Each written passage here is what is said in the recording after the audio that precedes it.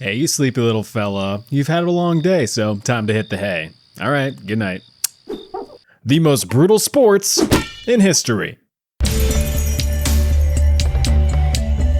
There's really nothing like whacking a ball or two around with the bros, so much so that history has no shortage of sports in which you can do just that. But if you've ever wanted to have your frontal lobe caved in with a solid rubber ball, then look no further than the ancient Mesoamerican sport of Uyamalitzli, the oldest known sport in history that revolved around using a ball. Now, for you 90s kids like myself, images of the Mesoamerican ball game may throttle your thinker with fleeting images of the classic DreamWorks animated film The Road to El Dorado, which features a whole scene focused on the sport. The problem is there are a few inaccuracies with how it was portrayed, but all's forgiven since the bulk of the budget was put towards hips rather than history. Now, before someone slaps their Dorito powdered mitts on their keyboard with a comment correcting me for using the term ancient to describe the sport, it is ancient. Now sure, the Mexica or Aztec were still playing ball even after the Spanish showed them the conquistador in the early 1500s, but the earliest known evidence of Uyamalitzli actually dates all the way back to the Olmec around 1650 BC. So yeah, pretty friggin' ancient. As far as the Olmec go, however, the only thing we really know is that they invented and played the game. Unfortunately, there's really no surviving historical evidence of any rules or anything. What we do know is that the game was played under the same basic premise as any future iterations as far as using these same rubber balls and courts, but beyond that, nothing. Jumping through the following 2,000 years or so, the game evolved across the many different Mesoamerican civilizations who were better record keepers, but the general idea was more or less the same. Ball, court, walls, and hoops. Now, if one looks at the historical portrayals of the sport, you'd immediately assume that the goal of the game was to get the ball through the hoop. And you'd be wrong. Kinda, and I'll get to that in a second. The Mayan version of the sport, called pits, peaked in play around the years 250 to 900 AD. The sport itself was similar to that of modern volleyball. In the center of the arena, called the Tlachtli, was a chalked line that divided the court in half. Although there were many variations of the sport, the most popular version required players to keep a ball in the air while passing it to the opposing team. A dense, heavy-ass, solid rubber ball that could weigh as much as 10 pounds. Hey, do you have 10-pound balls? Yeah. Why? Well then how do you walk? He freaking got you, dude. Before you even humor the thought of you slapping around a 10-pound solid sphere like you know you couldn't, players were forbidden from using their hands or feet to keep the ball in the air. Instead, hips, legs, chests, and booty cheeks were required to slam that thing around.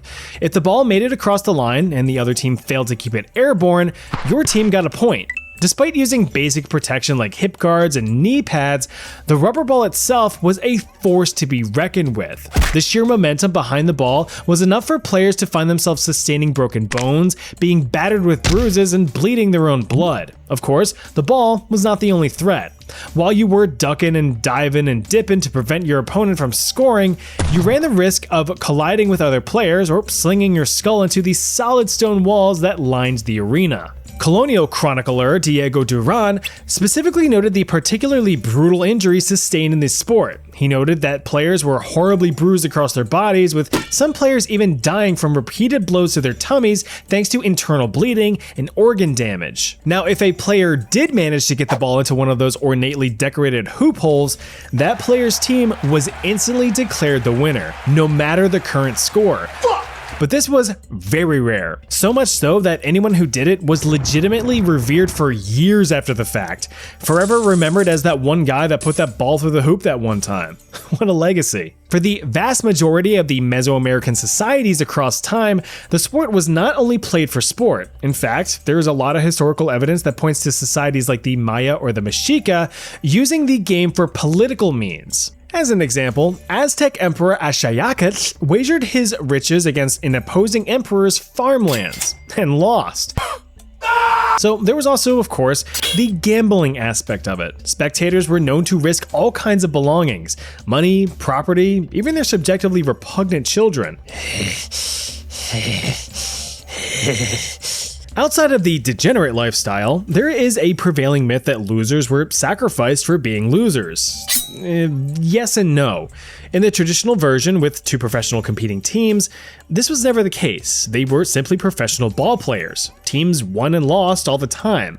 However, there is historical evidence in Aztec codices and Spanish documents that alluded to some societies forcing freshly enslaved prisoners of war to compete against a professional team.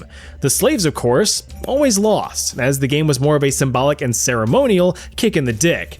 Those prisoners were then sacrificed shortly after, but they were already destined to have their chest cavities violently fisted anyway, not exclusively because they lost a simple ball game. Oh well, more blood for the sun god. Now, if you're a greasy-blooded Italian like I know I'm not, you're probably very familiar with calcio storico. Despite having the ability to use more than just their piggies, calcio storico translates to historic football. In reality, it's like a combination of rugby, non-American football, and friggin' bare-knuckle boxing. That's because you're allowed to beat the ever-loving caca out of your opponents to win the game. A quick side note, why the heck do we not get this sport for the World Cup? Instead we have to watch dudes kick a ball back and forth for nearly 2 hours while they over-dramatically fall to their knees in Walmart for catching a gentle breeze across their ankles? Pretty pathetic. Anyway, the rougher and tougher sport of calcio storico reportedly takes inspiration from the ancient ball-slapping Roman sport of harpastum, which itself was inspired from the ancient Greek sport of feninda. The earliest traces of calcio storico itself begins in the late 15th century as an unregulated and chaotic throwdown in the streets of Florence, Italy. This version is very similar to medieval mob football, which, as the name implies, pitted whole towns of medieval European peasants against each other in a muddy mashup as they wrestled around for the town ball. Calcio, however, was usually played during festivals or other communal events where many Florentines and Florent adults from differing neighborhoods would pinch together their fingers and initiate a challenge. An alternate origin story claims that the sport of calcio may have been used as a strength and agility training for young soldiers, but whether you were chilling in a town or killing for the crown, the game was played the same. The game was formally formalized by big bearded fajoule Giovanni de Bardi in 1580, transforming the commoner game into an aristocratic sport. He wrote the rules. 27 players on each team would be positioned within a field roughly 80 by 40 meters in size. For the Americans, that's about 80 by 40 meters in size. Oh yeah, and the whole field was covered in sand. Why sand? Well, besides being coarse and getting everywhere, sand is great for traction and absorbing energy when you fall to the ground. It's also great at soaking up the blood that will inevitably spill. Each team consisted of 15 forwards called corridori, which were your main fists on the field. There were also 5 scanciatori, or midfielders, 3 datori annanzi, which focused on possession progression, and finally 4 datori indietro. They were your goalkeepers. All you had to do was take the ball and get it in the opposing tent while defending your own. Oof, way too slow. And now you're down a few teeth, but you've got more. Now, before you try to signal the ref like a little bitch, what just happened to you was completely fair game. In their mission to score a goal, players were permitted to do anything and everything to chalk up one for the team. Punching, kicking, throwing, kissing, tackling, pinning down, all valid moves. Huh? What? No, I said kicking. The ball itself could be carried, passed, or kicked around the field. As a fun bonus, no substitutions were allowed. Every single player must fight through exhaustion and injury until the 50-minute game was over.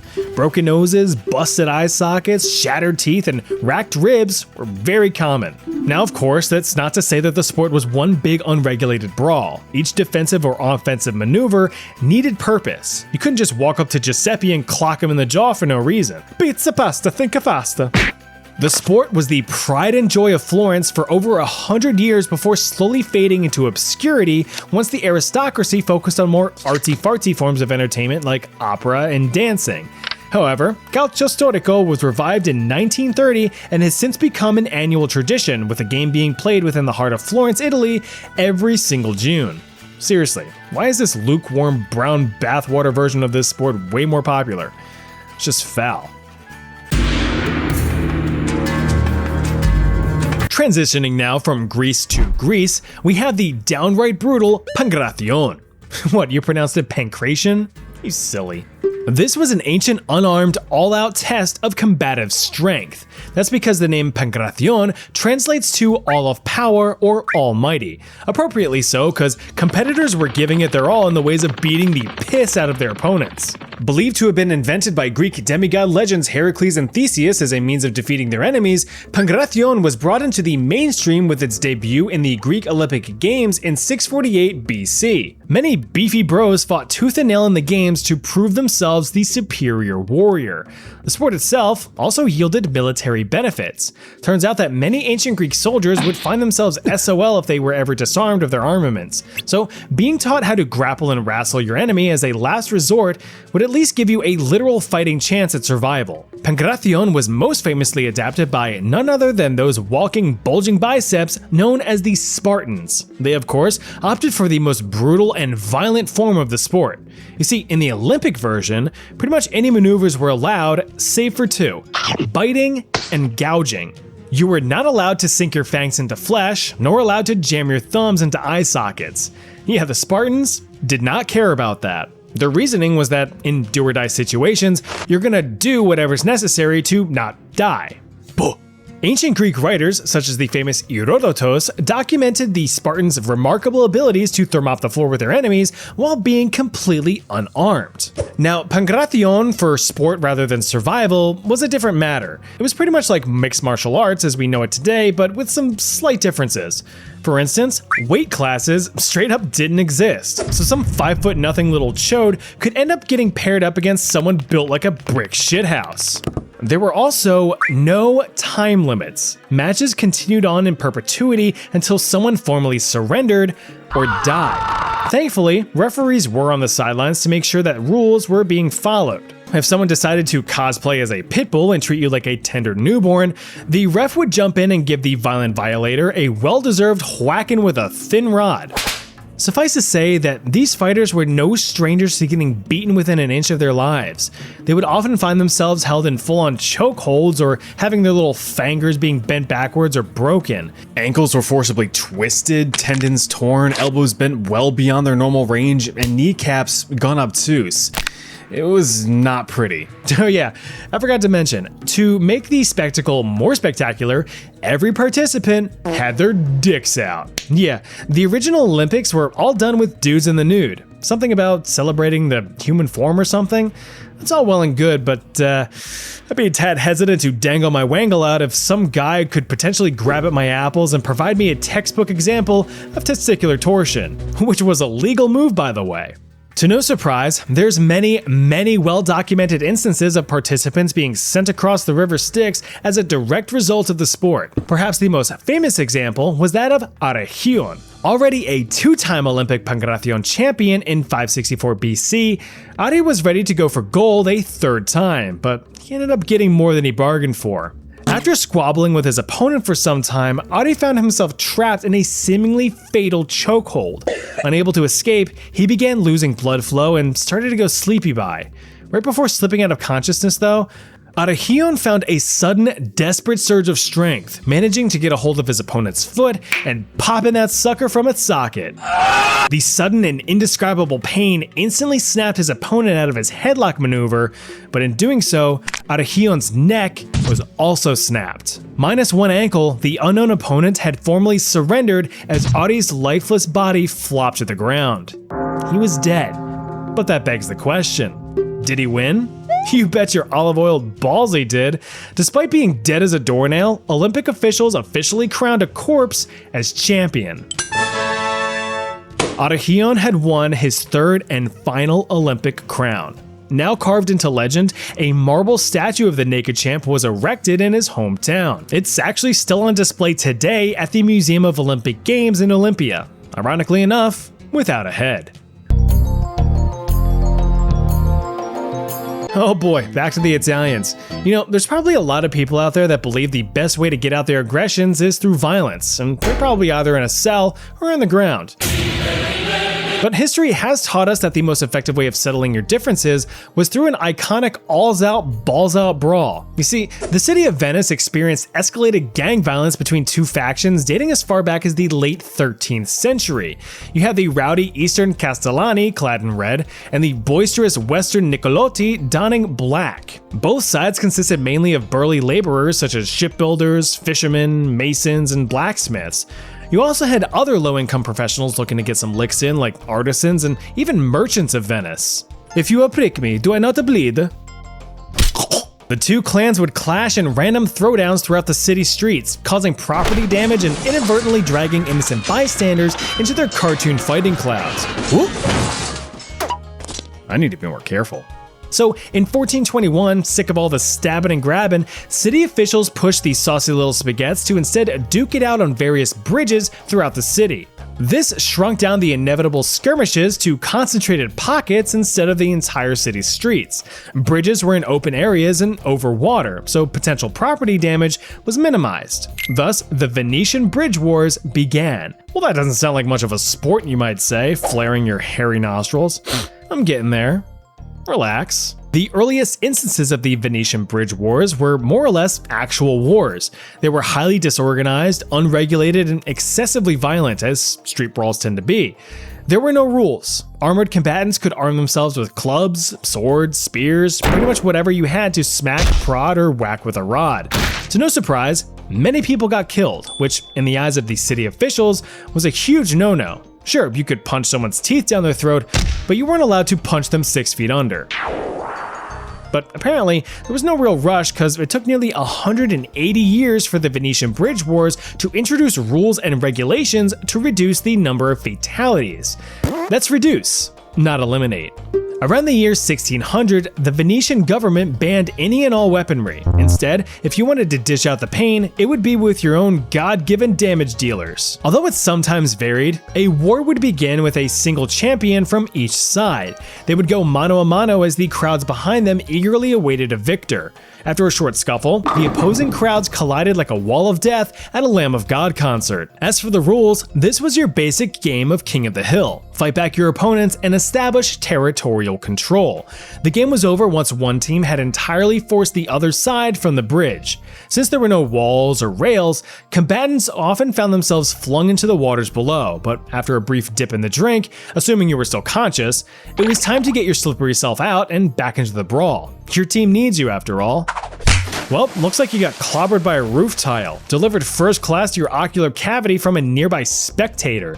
Yeah, this sport was one that tens of thousands flocked to see, surrounding the bridge high and low. After all, why get yourself into a rowdy rumble when you could just huck shit at people from a distance and face no real consequence?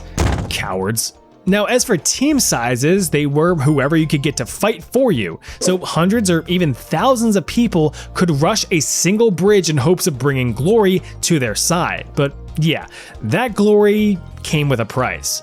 Fractured jaws, broken ribs, smashed skulls, inverted teeth, crushed limbs, all expected injuries from the fisting festivities. Despite the banning of weaponry, each event was still a healthy revenue bump for local undertakers. Venetian records detailed in Robert Davis's War of the Fists describe numerous deaths ranging from being crushed beneath the stampeding crowd to whacking one's noodle on the stone bridge as they fell, not to mention the inevitable drownings.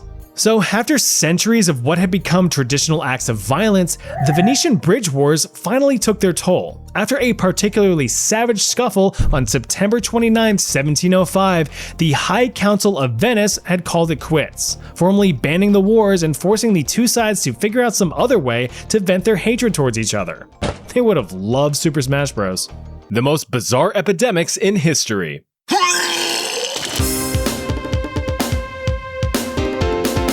Getting sick sucks, but getting really sick really sucks. A simple cold is like, yeah, whatever, but if you contract something that can invert your teeth and delete your eyes, it's not going to be a simple recovery. There's been quite a few weird diseases throughout history that have caused some rather bizarre symptoms.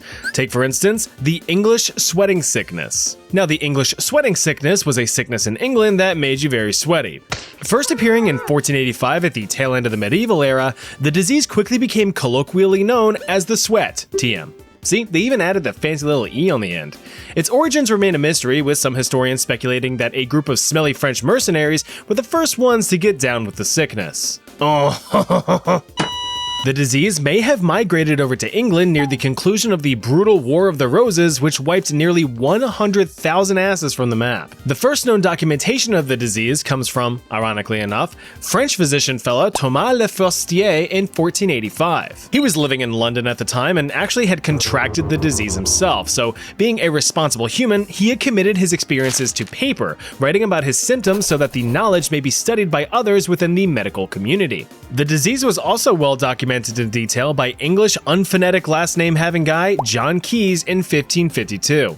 Yeah, this illness lasted a while. Building off of the pre-modern miasma theory, it was widely believed that most diseases, not just the sweating sickness, spread through what they referred to as corrupt air. Well, if there's anything you know about medieval England, you know that it was stanky. Streets were filthy, water was gooped with poop, and the air could curl your nose hairs.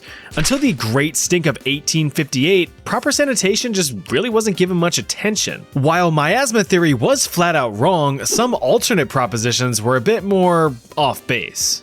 Some theories pointed to astrological origins for the disease. Some blamed Mars, others blamed Saturn. Keyes himself blamed the stars. In one of his detailed reports, he said, quote, "To this may be joined the evil disposition by constellation, which hath a great power and dominion in all earthly things." But we of course know that astrology is a bunch of big brown baloney. Now I firmly trust that you have the critical thinking skills to realize that the English sweating sickness's iconic symptom was impromptu perspiration. I mean, sweat just started flooding out of every pore, with physicians noting the startling and alarming suddenness of it all. Along with dripping out of your skin holes, the infected came down with immediate and strong existential dread, with crippling fear and anxiety. This was further accompanied by violent shivering, pounding headaches, and overall exhaustion. The profuse sweating caused extreme dehydration, intense thirst, and heart palpitations. One of the deadliest symptoms, as innocent as it may seem, was the overwhelming urge to sleep. This was the telltale sign that the disease had reached its endgame. Physicians were given extreme caution to not let their patients fall asleep, lest they wake up in a cleaner, cloudier afterlife. Wake up! Now, all of this, the sweating, chills, fears, sleepiness, death, all that, happened within just 24 hours of initial infection. A single day to go from alrighty to nighty-nighty. Le Forestier himself had documented even more rapid deterioration, with death in as little as 3 hours from initial symptoms. This stuff was nasty and terrifying.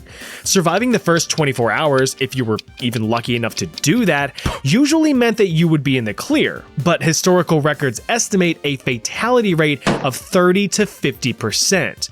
This also was not a one-time occurrence. The English sweating sickness made its mark on history a total of 5 different times, first starting in 1485 and making a final appearance in 1551. The worst of it came in 1528, where it spread across most of Europe within months, hilariously skipping over and completely sparing France, whom I mentioned, may have started the whole thing. All in all, tens of thousands of people had died. Here's the kicker though, widespread diseases like this typically target the weak, the destitute, deprived, and downright downtrodden, right? Well, according to Le Forestier and Keyes, the largest affected demographic wasn't scrawny peasant kids or dilapidated elders. No. The English sweating sickness instead seemed to target middle-aged, healthy, wealthy men. The theory is that this demographic was more social and confined to smaller communal environments, allowing for easier transmission. How fares the day, my good man? Pretty moist, Tom. Pretty moist. Hola, Mexico. Looks like you're up to bat for a weird disease. Right around the time that the English perspiration meant English expiration in the mid-16th century, the Mexica were getting shaken up by the Cocolitzli epidemics. The term Cocolitzli here being the equivalent of pestilence in the Nahuatl language. If you watched my video about surviving the Aztec Empire, you know that funny little TL pronunciation, the sound is on purpose. What's slightly less funny though were the estimated 12 to 15 million deaths attributed to these epidemics, the deadliest in Mexican history. Now this all took place across the Mexican plateau, right in this region here, but it is known to have spread as far as modern-day Guatemala. The first signs of the disease began to show up around 1545 in the Valley of Mexico, right in the heart of what used to be the Aztec Empire. As you know, the Spanish came along in 1519 and essentially converted the once thriving empire into a Walmart parking lot in just 2 years flat. In addition to using superior weaponry and strategic alliances with neighboring societies to steamroll the Aztecs, the Spanish also brought with them an unintentional biological advantage: smallpox. This took a healthy chunk out of the Mexica population, killing off roughly 8 million people, or roughly a third of the whole dang thing in 1520. But 25 years later, the Cocolitzli decided it wanted to pump those rookie numbers up. Like the English sweating sickness, the symptoms of Cocolitzli were immediate and severe. You were in the thick of it within just a few hours at most. Initial symptoms included high fever, headaches, and intense vertigo. You know, similar to that spinny feeling you get when them beers start looking a little too friendly. Drink us. You know you want to. You got it, mister. Please drink responsibly. Beer cans don't talk. It's just too dang bad that these rather simple symptoms would soon evolve into complete horror. During the ominously named hemorrhagic stage, victims would begin bleeding out of every single orifice they owned. Your eyes, your ears, your nose, your mouth, even your beehole and hoo-ha or dangly bits all the way down south. Coupled with excruciating abdominal and chest pain as well as painful swelling underneath the skin, this was just an actual nightmare. The Mexica and the Spanish tried their best to treat the sick, but nothing was working. The Spanish tried quarantining the ill, bloodletting, and even the most powerful remedy of all, thoughts and prayers. The Mexica tried various herbal medicines and their own spiritual healing practices, but it was all in vain. People were simply dying too quickly. The infected could suffer in utter agony for up to 4 days before finally experiencing some relief, because they died. During its initial release in 1545, Cocolitzli ravaged the Mexica population, culling around 80% of the herd. The sequel hit the shelves in 1576. This version was slightly less deadly, but still terrifying all the same. It cut down the remaining Mexica population by an additional 50% before burning itself out in 1580.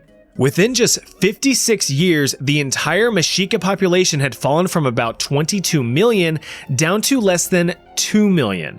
Now, the Spanish were still affected, but not nearly to the extent of the Mexica. This was mainly due to the fact that the Mexica were more susceptible with their more exhaustive labors and poorer nutrition than that of their Spanish counterparts. Their immune systems were weaker, so the disease pressed the advantage.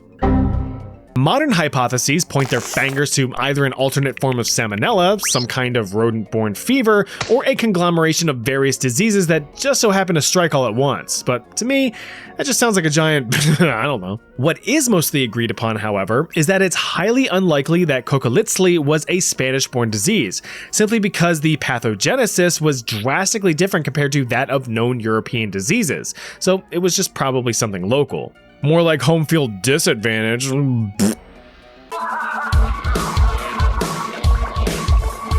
Let's jump back from a society known for ripping out hearts to one that wants to lick the inside of your skull.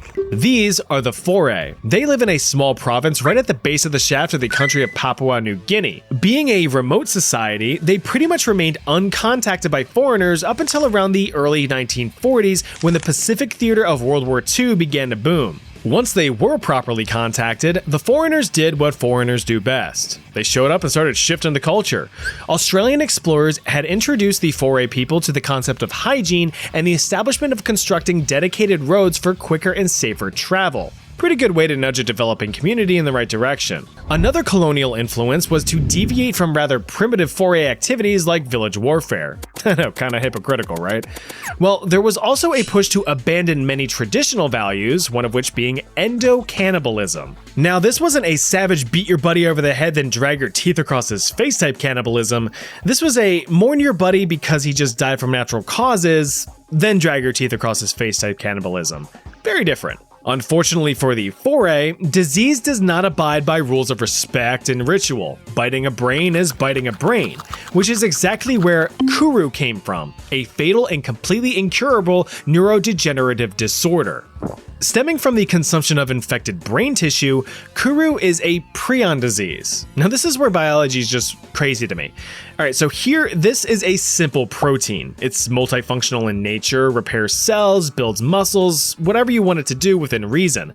But if in the highly unlikely case that it decides to fold in on itself in a weird way, it becomes a prion, completely rewriting its entire biological mechanism. Now instead of being a universal helper, it just turns everything to shit. For the case of Kuru, these prions mess with the neurological function and make your brain go all stupid, causing unusual, involuntary symptoms. The moment a person is infected, the biological clock starts ticking. Dr. Carlton Gajdusek, who is the first to discover the disease in 1957, and who also has a very disturbing history of convictions that I will not go into here, observed over 200 Kuru cases and recorded the stages of their progression. Because of cultural practices, it was mainly women and children who took the brunt of the illness. That's because foray women were responsible for preparing the remains for whoever was gonna be on the menu that day. Women and children feasted on the more tender, tasty, and nutritious organs, like the brain. The men pretty much sat on the sideline and watched. You guys want some? Nope, no, we're good. According to Dr. Gajdusek, the earliest telltale sign of an infection was the simple loss of balance or coordination. This was followed up by slight twitches and the occasional headache. These symptoms were minor, with the infected still being able to walk and function independently. For now.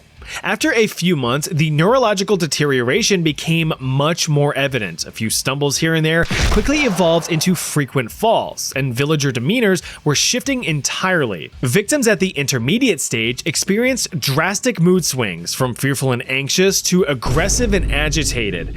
There was also the disease's signature, an uncontrollable, unnerving laughter. At this point, the writing was pretty much on the wall. Crawl forward a few more months, and the infected were completely bedridden. They can't think, they can't talk, they have zero control over their own bodies. A side effect of that is the inability to eat or drink anything properly. You know, you need coordinated expansion and contraction of muscles to swallow food or have a little sippy sip. If the Kuru didn't kill you, the malnutrition would.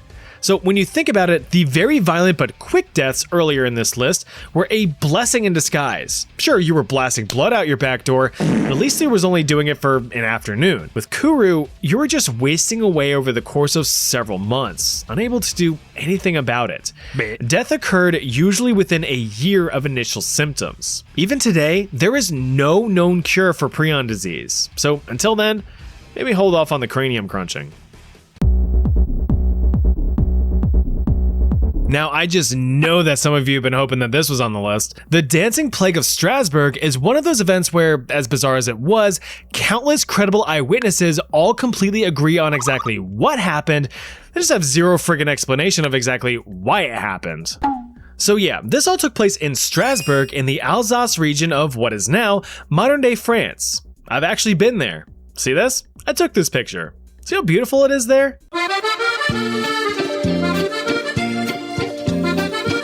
Back in July of 1518, however, Strasbourg was part of the Holy Roman clusterfuck. It was actually a very important part, serving as a strategic, wealthy, and politically independent city for over 400 years. That's 1.6 Americas long. Well, with it being such a crucial entity of the empire, it'd be pretty embarrassing if some kind of weird phenomenon swept through and disrupted things.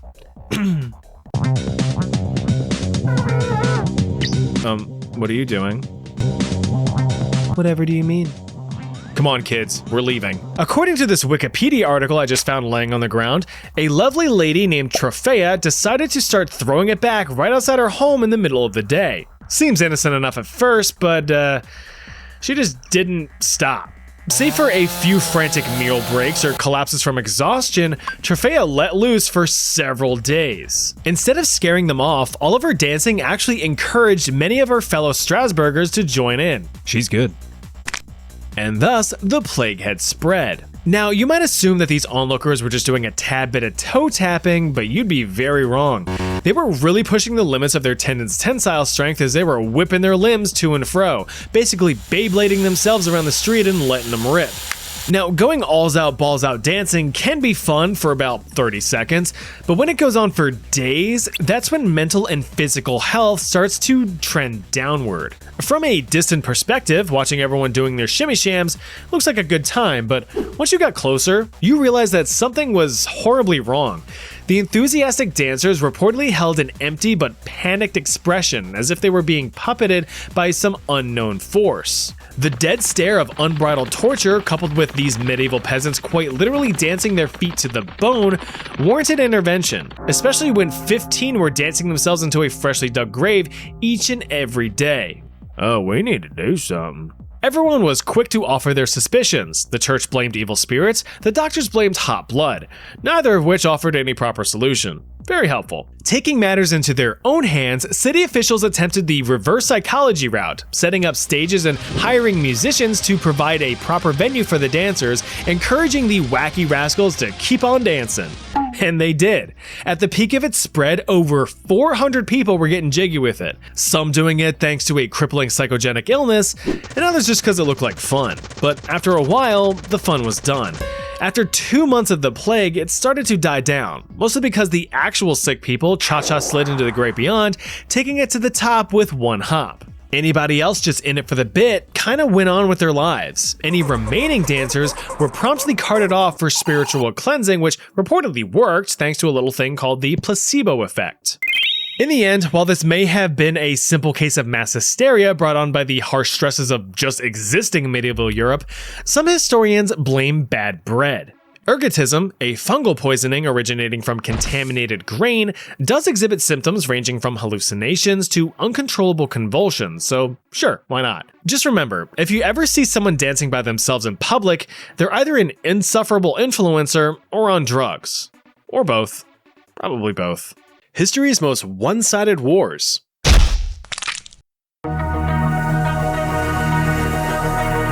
There's that quote about all being fair in love and war, but I don't think that someone swinging their sword at an Ordnance BL 5-inch howitzer artillery cannon would find it very fair. Well, that's pretty much what happened during the Battle of Omdurman. Now, if you're familiar with African history around the turn of the 20th century, you know that it was nothing short of a shit show. European powers were grabbing anything and everything they could get their hands on to see what natural resources could be tapped into. As for the British, one of their more tactical moves was seizing control of the Egyptian territory from the Ottoman Empire in the late 1880s.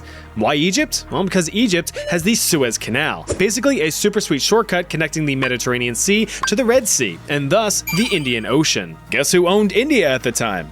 Also the British. So instead of slogging the freshly plundered raw materials all the way around the scenic circumference of Africa, merchants could just speedrun that shit through the Suez, potentially saving months of sailing. Now, with the seizure of Egypt came a bit of a bonus, some territory to the south, known as Sudan, but it came with some baggage of its own. If Egypt were to be the crisp, clean shirt in the deal, Sudan was going to be the pants. And these pants were about to be shat. So while the British now controlled Sudan on paper, it wasn't really the case in reality, at least not yet. Throwing even more chaos into the mix were the not-so-modest Mahdists, an independent Islamic group that rose up and rebelled against their Ottoman Egyptian oppressors, establishing their own state in the Sudanese territory back when the Ottomans controlled the region just a decade earlier. They didn't give a flying flip that the British were now the technical rulers of the land. Oppressors were oppressors. As a matter of fact, they were feeling a bit big in the britches after just toppling the Ottoman control, so they were eager to start round two. The British, though, initially wanted to abandon Sudan, declaring it too much of a political and financial burden to deal with, what with all the squabbling and whatnot. They would instead leave the Mahdists to have their own land and not intervene. However, continued Mahdist aggression led to the death of one Charles Gordon, a renowned British general who was tasked with evacuating civilians from the Sudanese spit-sounding capital city of Khartoum. Mahdist soldiers slaughtered around 10,000 innocent civilians in the wake of Charles's assassination. This single act switched British opinion from indifference to vowing vengeance. Thus, in 1896, the British began the Anglo-Egyptian conquest of Sudan. This war lasted about 3 years, with British forces steamrolling the Mahdists in virtually every encounter. Well, if it's so one-sided, why did it take 3 years? Good question. This was actually by design. You see, the British were slowly advancing into Sudan, building a supply railroad behind them the whole way so as to not have supplies run dry and be caught with their pants down, an issue that had previously plagued the British in the past. The conquest culminated in the Battle of Omdurman on September 2nd, 1898. Oof, just lasting a single day, huh? Talk about foreboding. Yeah, so this battle wasn't so much of a battle as it was a full-blown massacre. Here's where the one-sidedness kicks in. About 26,000 British and Egyptian troops faced off against over 50,000 Sudanese warriors. Seems like a slam dunk for Sudan, but sheer size is no match for optimal equipment. Remember that supply railway I just mentioned? Well, it supplied the British front lines with 17,000 rolling block rifles, 8,000 bolt-action rifles, 44 artillery cannons, and 40 state-of-the-art water-cooled Maxim automatic machine guns. Oh yeah, there was also a handful of naval gunboats ready to tear shit up from the banks of the Nile. The Mahdists, well, you know, they tried. They had several thousand firearms seized from previous battles, as well as a few dozen artillery, but yeah, they were either poorly maintained or those operating them were poorly trained. The unlucky fellows not equipped with firearms instead brandished the old reliable sword and shield, and it went just about as well as you'd think. The Mahdists were completely and utterly destroyed. According to 23-year-old British Lieutenant Winston Churchill, yes, that Winston Churchill, approximately 11,000 Mahdist soldiers lay dead, 16,000 wounded, and over 4,000 captured. The rest either surrendered or just fled. As for the British, less than 50 soldiers were killed in battle, a testament to the sheer imbalance of weapons technology and tactical warfare. After the battle, the Mahdist state was effectively dismantled, cementing British dominance in Sudan. Sometimes wars can be won without inflicting any real damage. You just have to be well versed in the art of intimidation. Even if you're a tiny pushover, you can still get your way if you make yourself seem scary enough. The Kettle War is a prime example of this tactic.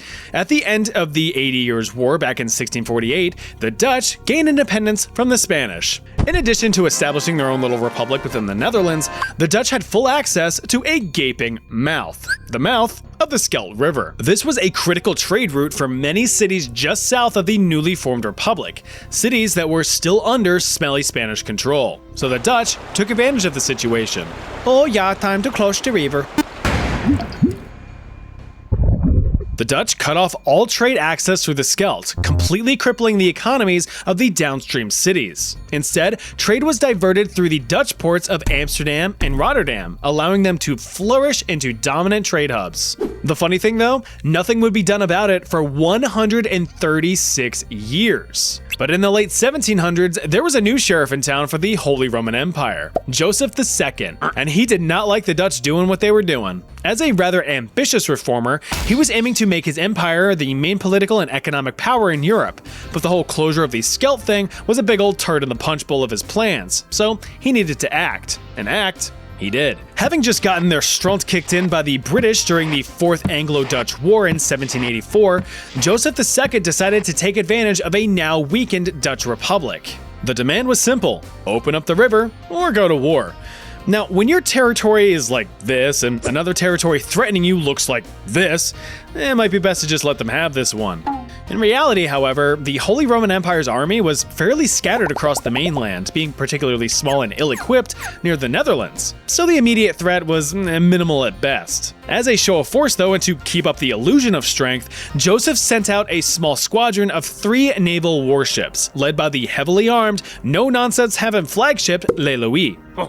The ships were sent to the mouth of the Scheldt to sit there and look intimidating. The Dutch, however, called the Empire out on their bluff.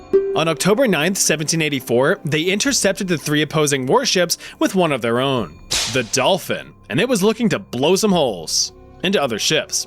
In an act of intimidation of their own, the Dolphin fired a single warning shot towards Le Louis.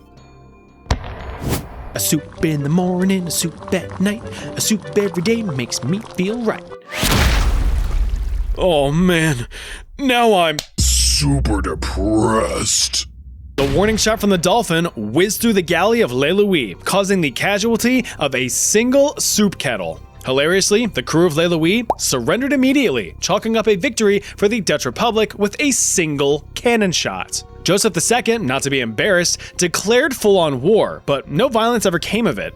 Instead, both agreed to negotiate. The result? The Scheldt remained closed, but the Dutch would compensate the Holy Roman Empire a hefty sum for the inconvenience. Around 2 to 10 million Dutch guilder, or roughly $120 to $600 million in today's money. I'd say that compensates for the soup. My soup. War and drugs is a pretty solid combination, but when said substances are used in warfare, it becomes a whole other matter entirely. Let's touch back on the early 1800s. Despite being halfway around the world, the British Empire still commanded trade in the Indian Ocean, even stretching into the Pacific, with one of their main suppliers being Imperial China. The Qing dynasty was doling out all kinds of goods to the Brits, including earthy herbs, soft silks, precious porcelain, and the iconic British life fuel, tea. While this trade was good for the British consumer, the rather one-sided trade imbalance left British merchants a tad miffed. The British Empire was absolutely hemorrhaging silver to pay for all of the goods with no reciprocity. The Chinese simply had little to no interest in British goods like wool or cotton. That was a problem as British silver reserves were drying up, putting a damper on the liquidity of trade in the region. So what do you do if there's no demand? You force it. The British began secretly exporting Indian-grown opium into Chinese ports. Smugglers paid for the opium with silver, which then paid for more Chinese goods, completing a more sustainable trade loop. British merchants were happy, Chinese smugglers were happy, the majority of the Chinese population were suffering crippling addiction. You know how it goes. So yeah, it's no surprise that opium demand soon turned exponential. From 1797 to 1833, opium imports soared from 680,000 pounds a year to over 5.1 million pounds a year. I mean, it was a silver gold mine. Even American merchants got in on the action, selling Turkish opium to China. But this started to tip the scales too far in the other direction, now with the Chinese silver reserves reaching unsustainable levels, not to mention the effects on the general population. Before, the average British consumer was just sipping their Chinese tea from ornate porcelain cups while relaxing in their comfy silk robes. Now, the average Chinese consumer was struggling to detach themselves from their pipe. Although the Chinese emperor had outright banned opium usage, it didn't stop the average fella from getting their fix. Millions upon millions were addicted, leading to a drastic decline in productive laborers, merchants, farmers, and teachers. Well, in 1839, the Chinese emperor put his silky slippered foot down. Severe punishments were put in place for anyone dabbling in deals of opium. All imports of the stuff were seized and destroyed. Famously, the kickstart of the Opium War was the seizure and destruction of over 2.9 million pounds of opium in one go. The British were not pleased with getting shafted out of payment for the product, so they demanded reparations. At cannon point. Just a year later in 1840, a British naval fleet positioned itself off of China's eastern coast and began bringing the heat, bullying various islands into submission as to establish a base of operations. Let's take a look at the roster for both sides. The British in this campaign commanded over 19,000 soldiers and 37 ships. Standing in China's corner, though, was an estimated 100,000 mobilized infantry. China had the numbers, but Britain had the technology. Chinese fortresses? Demolished. Resistance groups? Destroyed. Innocent civilian generational homesteads? Deleted. Campaigning up the Pearl River, the British blasted their way to the Chinese commercial heart of Canton, still hell-bent on getting their compensation. Sir, the British are here. Both parties sat down at a pretty cool looking table and agreed to peace terms. But the overarching powers in charge, mainly the Qing Emperor and the British Foreign Secretary, refused said terms, prompting the supersaturated British to withdraw from the Pearl and shoot up the Yangtze River to clog any and all economic arteries. This forced China to renegotiate the peace conditions, resulting in the drafting of the Treaty of Nanjing in 1842. As a result, opium usage remained illegal, but new trade ports would be open to British imports, which, hilariously enough, was still royal shit tons of opium.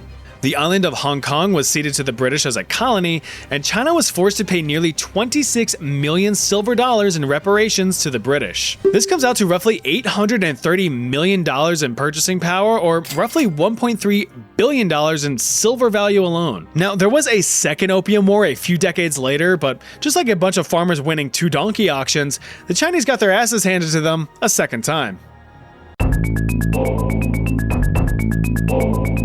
This one's a classic. Now, I briefly ran through this one in my History Facts You Wouldn't Believe Are True video, but let's revisit it with a deeper understanding and some better artwork.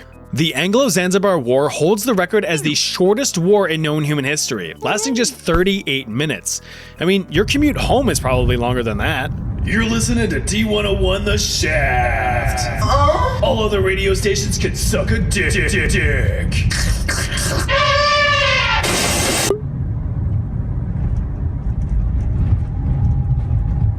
The reasoning behind the war was very simple. By the end of the 1800s, Zanzibar was a major trade hub off the eastern coast of Africa. Whoever controlled it had massive influence in the region's exchange of goods, including spices, ivory, and the frequent slave or two, including all profits that go with it. With European powers scrambling for Africa, Britain needed to cement its ability to control trade, hence the discussion about it taking Egypt in the first chapter. But Zanzibar was also unethically up for grabs. A treaty was signed in 1890, and the nation of Zanzibar, while remaining independent, became a British protectorate, meaning that the British technically held power over Zanzibar, but it could self-govern with guaranteed British protection should things go awry. On August 25, 1896, the British Empire's favorite sultan, along with his esteemed beard, received a sudden and premature ticket to paradise. Some believe he may or may not have been poisoned, but no proof has ever surfaced to support that claim. What's suspicious though is that the Sultan's less impressive facial hair having cousin, Khalid bin Bargash, decided to claim the throne for himself while the previous Sultan's body was still warm. Oh, and fun fact, this same guy lost out on the throne just 3 years prior. Highly suspicious, one might say, fingering their mustache. Unfortunately for Khalid, only a British-approved Sultan could sit on the throne. Unfortunately for the British, he didn't give a fuck. In case you didn't know, the name Khalid in Arabic means immortal or everlasting, a name that was about to be put to the test using multiple British gunboats just strapped to the tits with cannons and machine guns. On August 26th, the very next day after the Sultan had just died, Khalid was given an ultimatum: surrender by 9 AM the next morning or be converted into a fine red mist. Khalid refused, not believing that the British had the balls to actually do anything about it. As a precaution, he had assembled a small army of his own, including a few outdated cannons and guns, but the comparison of firepower was laughable. Multiple warnings were given to the usurper the next morning, up until an hour before the deadline. However, the warnings fell on deaf ears. The clock struck the hour, 9 AM. The air was still with a deafening silence so quiet, you could hear a subscribe button click. The order was given.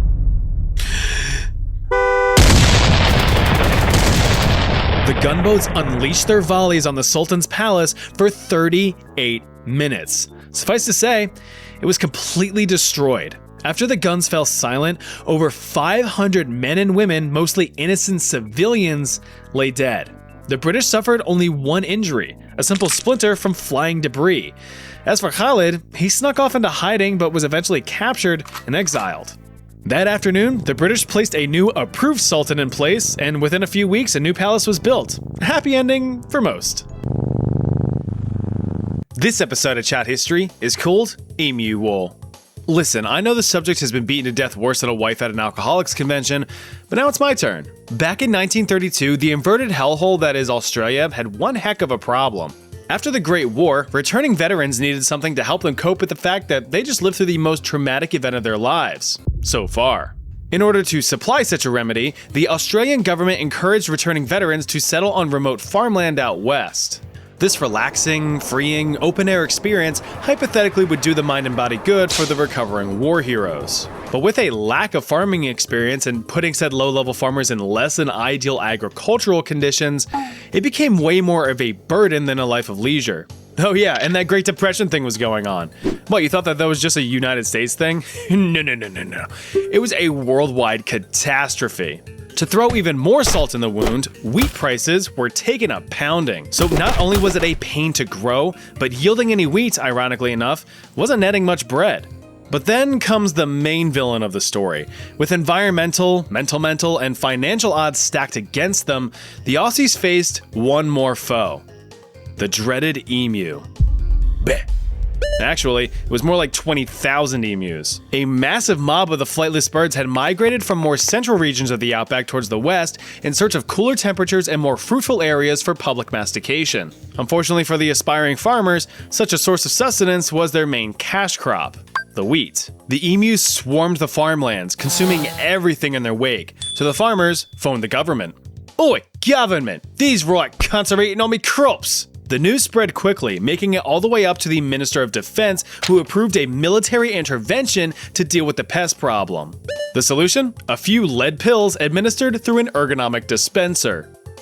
They were gonna shoot them. Deployed onto the field were 2 Lewis light machine guns with approximately 10,000 rounds and a military vehicle for mobility. The basic idea was to scare off the flocks and send them back where they came from, or at least somewhere that wasn't farmland. But things of course didn't go according to plan. To make up for the fact that they're flightless, emus are extreme sprinters, capable of topping out at around 30 miles an hour.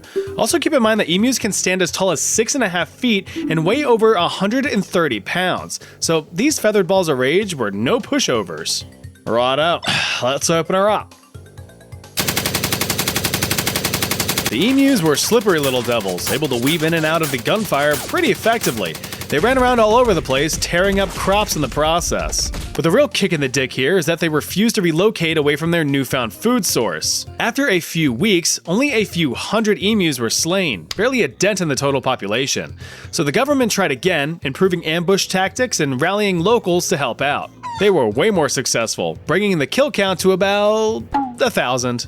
Still only about 5% of the estimated population. The Australian government threw in the towel, with the public deeming the operation a waste of government resources amidst a global economic crisis. Despite staring down the barrel of a machine gun, the emus were declared the victors. For now.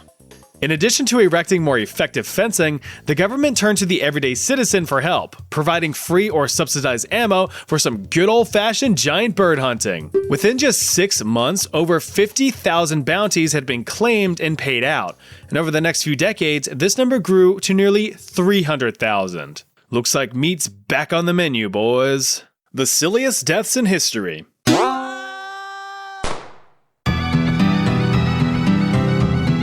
Sometimes it's your own pride that can get the best of you. This is Hans Steininger, and this is his beard. Hey, my eyes are up here. Looking like the wisest wizard in the world, Hans was a public spectacle in the 16th century and also a well-respected politician. Cause, I mean, come on, who are you gonna vote for? Majestic and marvelous beard boy Hans, or the lame and lackluster clean-shaven Franz? Und that is how I will be lowering taxes while simultaneously providing affordable healthcare and housing for all. Alright, but where's your beard? I don't have one. This guy stinks! But behind that big bushel of bristles beats a kind heart, one that legitimately cared for his town and its people. So much so that Hans was elected as mayor for 6 consecutive terms for the town of Braunau am Inn, a town that resides on the border between modern-day Austria and Germany. It's also the birthplace of another famous facial hair haver, albeit far less loved by history, but that's another story. Measuring in at over 4.5 feet in length, Hans's big-ass beard was his defining feature, and was certainly a testament to his patience and care in many aspects in his life. If you can brush your beard, you can untangle legislative issues. If you can oil up your whiskers, you can lubricate the political machine. So it goes without saying that cosmetology and political science are of equal value. At least from a college degree standpoint. However, Hans's biggest asset would be his downfall, quite literally. On September 28, 1567, a fire broke out in the town, which was a much bigger threat back then than it is today.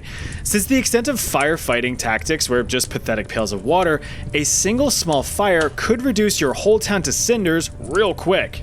Hans, who usually tucked his beloved beard into a leather pouch for safekeeping and uninhibited travel, let his lusciously long locks whimsically whip in the wind as he ran to help with the fire. Scuttling down some stairs in a panic, Hans had accidentally slammed a piggy right on his own facial pubes, causing him to slip and trip down the entire staircase.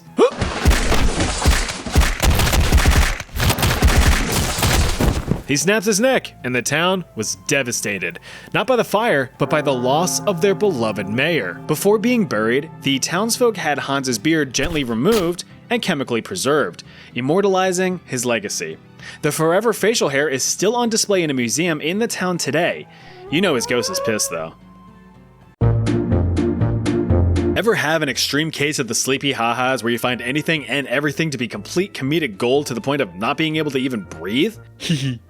Now try to imagine this soggy scoop of Cheerios doing that. This is Chrysippus, a rather influential Greek Stoic philosopher in the 3rd century BC. In case you don't peruse that corner of YouTube, Stoicism is the philosophy that you only ever need to focus on what you can control in your life.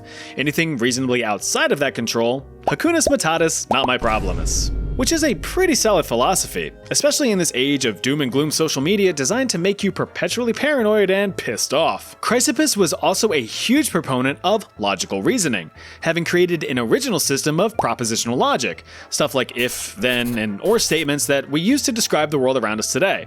For example, if you are not subscribed to this channel, then you're dead to me. Simple logic. The basic idea is that any and all things happen for a reason. Well, I'm sure Chrysippus would have a hard time understanding the logic and reasoning surrounding his rather untimely death. According to legend, Chrysippus, at the fermented old age of 73, got trashed at a feast. In his slizzard state, he had stumbled upon a donkey who was munching on some figs. Registering at least a 6.9 on the ancient Greek comedy scale, the masticating mule was a hilarious sight to behold, prompting Chrysippus to exclaim, quote, "Now give the donkey some pure wine to wash down the figs." This added punchline sent the Lord of Logic over the edge. Chrysippus reportedly hurled himself into a fit of laughter so intense that he had collapsed, foaming at the mouth. Despite some nearby partygoers attempting to help him, he had knocked himself dead with his own joke. But the question is, can you actually die from laughter? Sure you can. It's rare, but medically possible. If you laugh your ass off to the point of it being an uncontrollable fit, that actually puts a lot of stress on your heart. So if you have a weak heart, you're probably going to exacerbate some underlying conditions, leading to a heart attack. You also have the possibility of losing consciousness if you laugh yourself out of breath for long enough. But you have to hear or see something exceptionally funny for that to happen, so don't worry, you're safe here. Now, of course, this recount of events is debated by historians. The guy who documented this particular death was ancient Greek biographer Diogenes Laertius, who lived a few hundred years after Chrysippus' death, so he was far from an eyewitness. Diogenes nuts! On top of that, he also wrote an alternative, more mundane account of the comical death, simply writing that Chrysippus died of alcohol poisoning after drinking too much undiluted wine, but I guess he needed to spice some things up for his readers.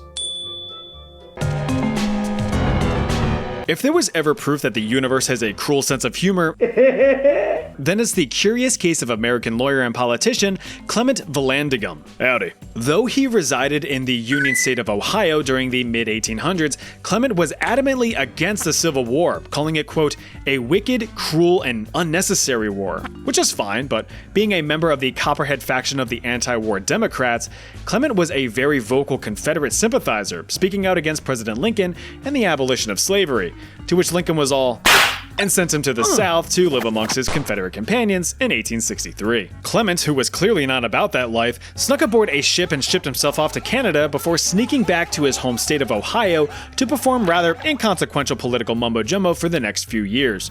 But after the war was over, Clement attempted to run on political platforms while still advocating for slavery. However, he suddenly switched his views with the Democratic New Departure policy of 1865, which basically 180'd the Democratic Party's stance on slavery once they realized that it fell out of favor in the public's eye.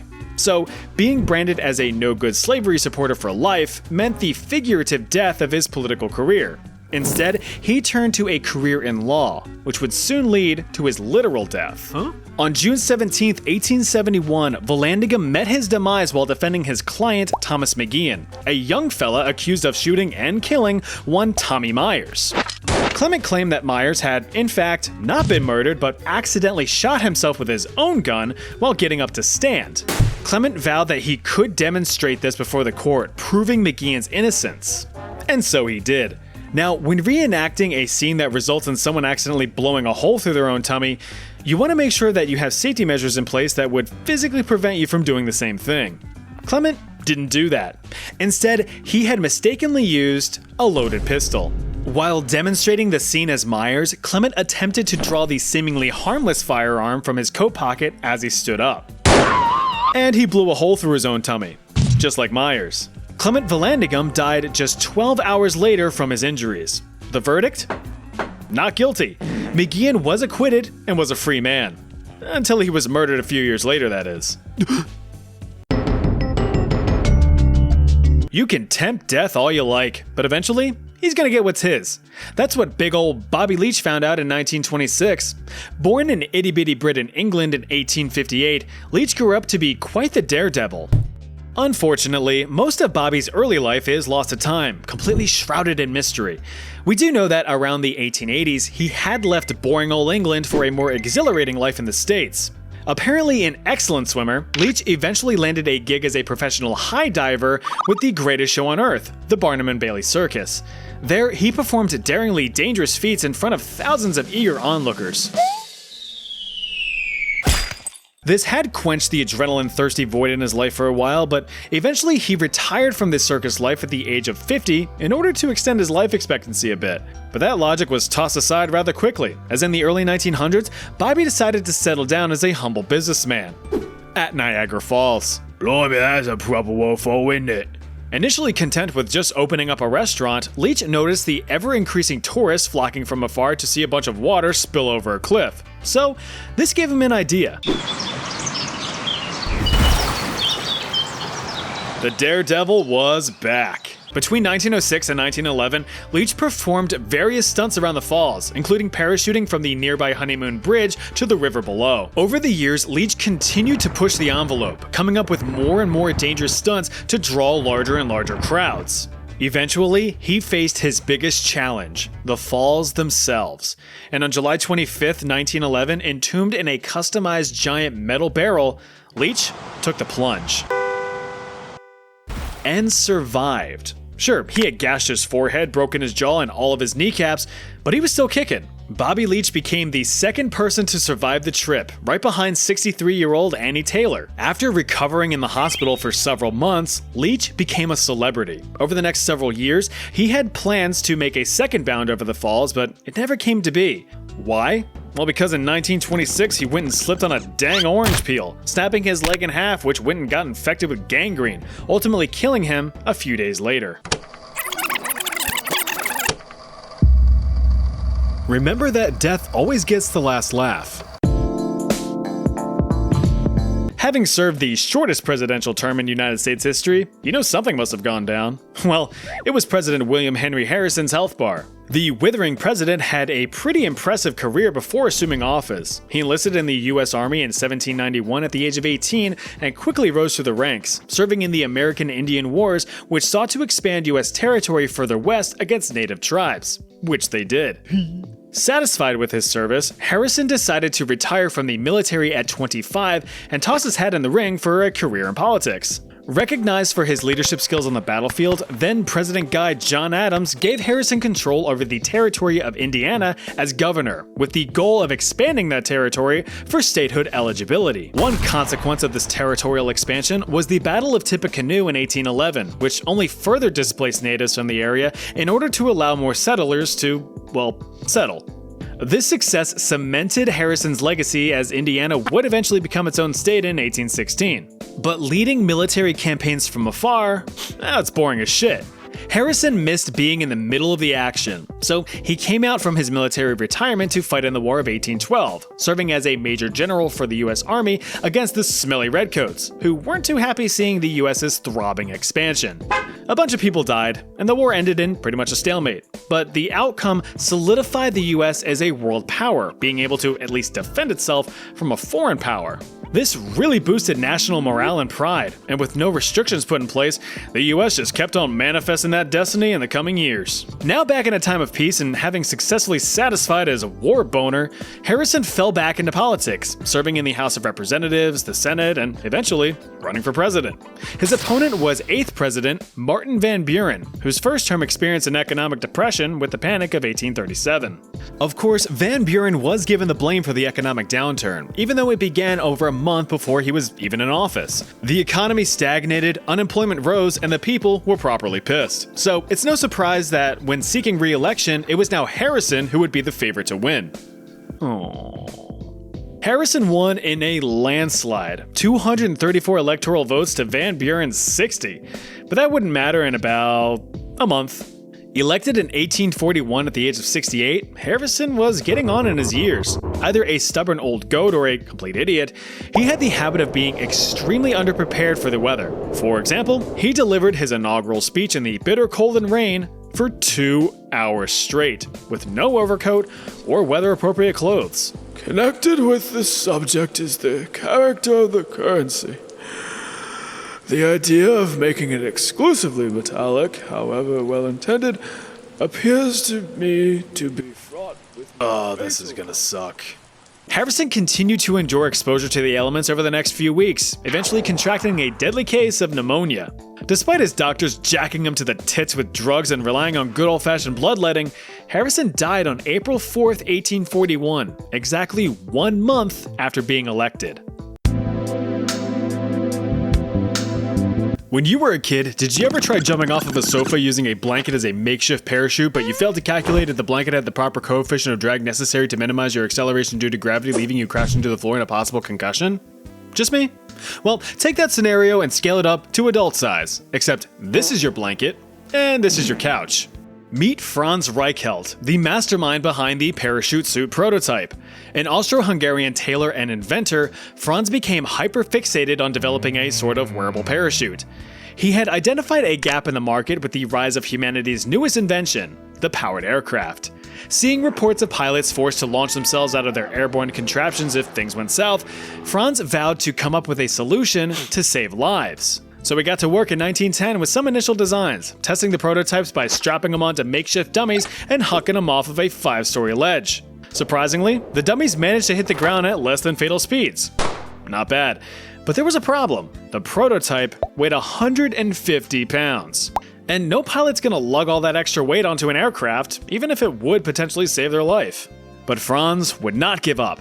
After all, you have to fail many times before you succeed. But it did help that there was also some monetary encouragement. Turns out that France's Aeronautic Club held a parachute-esque design competition which offered a cash prize to the tune of 10,000 francs.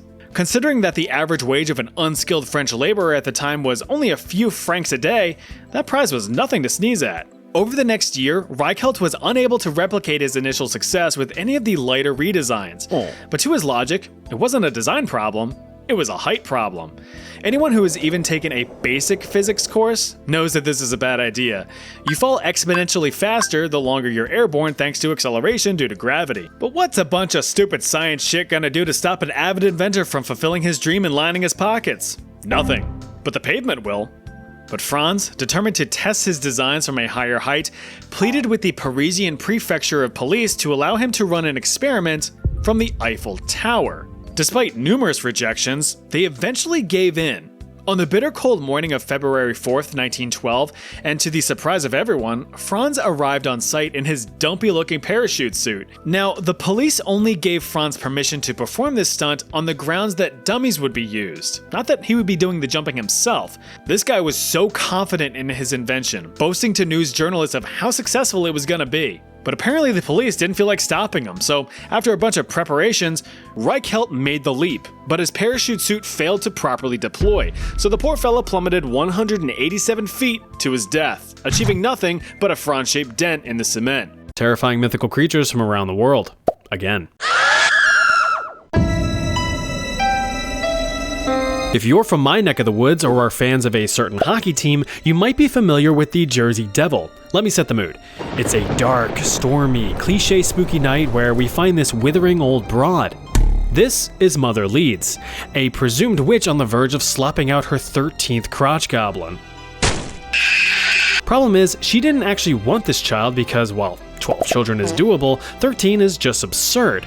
So during this pregnancy, she had wished that the devil himself would take this child from her, and that's apparently enough to make a binding contract. The baby was born and looked as cute as a button, but as it aged, it began to evolve into a twisted monstrosity, transforming into the Jersey Devil. It is described as having a horse-like body, a goat head, a forked tail, and large menacing wings that allow it to soar through the pine trees of southern New Jersey in the United States. But is he real? Well, back in 1909, there was a moment of panic as several reports across the states of Pennsylvania, Delaware, and New Jersey stated sightings of the winged beast. Some claims involved the killing of livestock, an attack on a trolley car, and even an attack on a social club. The reported attacks caused mayhem on local businesses and schools closed out of fear. The Philadelphia Zoo even put up a $10,000 reward for the capture of the creature, which still remains unclaimed to this day. So if you ever find yourself unlucky enough to actually be in New Jersey itself and are traveling down the empty county roads in the dense pine barrens, keep an eye to the night sky as he hunts for prey. If you don't catch a glimpse, your hairs may stand on end when you hear his blood-curdling screeches, but also his fresh rhymes.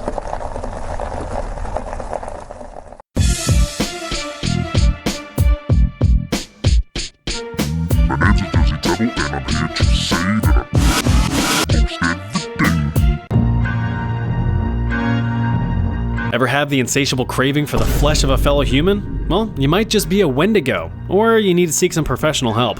Or both. Just a little ways up into the Great White North of Canada is where we find the origins of the Wendigo legend. Stemming from the folklore of the indigenous Algonquin Native American tribe, the Wendigo is said to either be an evil spirit or a creature in its own right. It is described as a thin, emaciated corpse with long, sharp claws on its little fingies.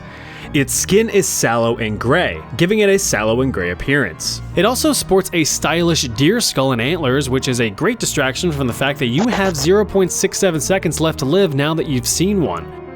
The Wendigo mercilessly hunts down any prey that gets lost in the woods on dark, cold, wintry nights. It is never satisfied when it feasts and must relentlessly seek out more prey. Every time it does feed, it grows larger in proportion, but always looks like it skipped every gym day possible. A Wendigo can grow as large as 15 feet, which, at that point you might as well just give up as they have exceptional hearing and eyesight, so there's no point in hiding. Oh yeah, I said they, because there can be multiple. But if you are feeling like these Wendies need to go, you can test your luck in ripping one's heart out and setting it on fire to banish it to the Shadow Realm forever. Just remember that there are others waiting nearby. Let's take a skip across the pond to Ireland, the home of rain, redheads, beer, and the Dullahan. Never heard of the Dullahan? Well, I'm gonna tell you about the Dullahan. He is known as the Harbinger of Death, a foreboding figure that leaves nothing but destruction in his wake. The Dullahan is described as a headless horseman with clothes and a horse blacker than black, giving him the appearance of a character you have yet to unlock. He carries his head in one hand and a human spine whip in another, which he uses to whip out the eyes of anyone who dares to look upon him. Oh look, the Dullahan. Hey. The Dullahan is also a bit of a party pooper, showing up on holidays and festivals to fill his quota of bodies and to step on your cake. Oh, my cake. So if you want to avoid this guy, there's two possibilities. One is that you're his target and there's absolutely nothing you can do, so... But if you're not his intended victim, be sure you're carrying at least a single gold coin in your pocket or wearing gold jewelry, as the Dullahan hates gold for some reason. You ever see a Dullahan chasing down a blinged out rapper? I didn't think so. Right across the Irish Sea is Scotland. It's like Ireland, but more Scottish, and they've got some pretty interesting creatures in their repertoire. But today, we will be looking at the Ac Uisce. Yeah, doesn't sound how it looks, does it? The Ac Uisce is a malevolent water spirit that takes on the form of a horse because Ac Uisce literally means water horse in Scottish Gaelic. So what does it look like? pretty much a wet horse. Some interpretations have it with fins or claws, but a wet horse just seems funnier to me. What isn't funny is why it is so evil. The malevolent mare is said to roam the nearby sea, but can trot around on land where you may even be able to mount and ride the demonic horse if you've got the stones for it. The problem is, once you've climbed aboard, you become permanently stuck to its back if it smells or even sees water, and being a water spirit, that's pretty much a given. Once you've locked onto the saturated steed, it makes a beeline for the sea. It can breathe underwater, you can't. So you can see why you'd be in a bit of a pickle. The Yak-Ishka will drag you down to the darkest depths where you will be ripped from its back and consumed, with only your stinky liver remaining to float to the surface as proof of your demise. Maybe you shouldn't ride on the back of a demonic horse? I don't know. But if you feel like you don't stand a chance, I suppose you could load up a blunderbuss full of silver to convert the horse demon into a pasta sauce. But first, make sure it's not just a normal horse you're aiming at. The Black Plague wasn't fun for anyone. Millions died to an invisible force that ravaged Europe, Asia, and Northern Africa. So, what's the best way to make sense of such an unknown cause of death? Why, make up a horrifying mythical nightmare creature, of course. In Norway, you may hear tales of the Pesta, a decrepit old witch that was the personification of the Black Plague itself. She is described as a dusty old hag dressed in black with the typical dead sunken eyes. You've seen this stuff before, I mean, how scary could it really be? Grandma Plague is always traveling, either on foot, by boat, or even flying, with no true destination but only with the intention of spreading desolation and despair. She can show up to your house at any moment. Grabbing some breakfast? Pesta. Doing laundry? Pesta. Petting your cat? Check again, because you're petting the Pesta, and she loves it. This crusty old bitch comes equipped with either a broom or a rake, which according to legend determines the magnitude of death that she will leave behind. So remember this, if you see a rake, a few are left in her wake. If you see a broom, you're all fucked. Unfortunately, since she is the representation of the plague, there is no way to truly defeat her. Your best bet is to maintain your distance from others and practice good hygiene. Either that, or you can give her a quick spray of bleach.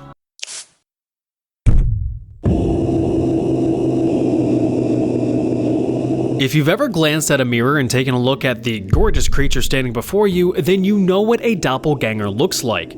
Or at least you know what your doppelganger looks like, because that's what a doppelganger is.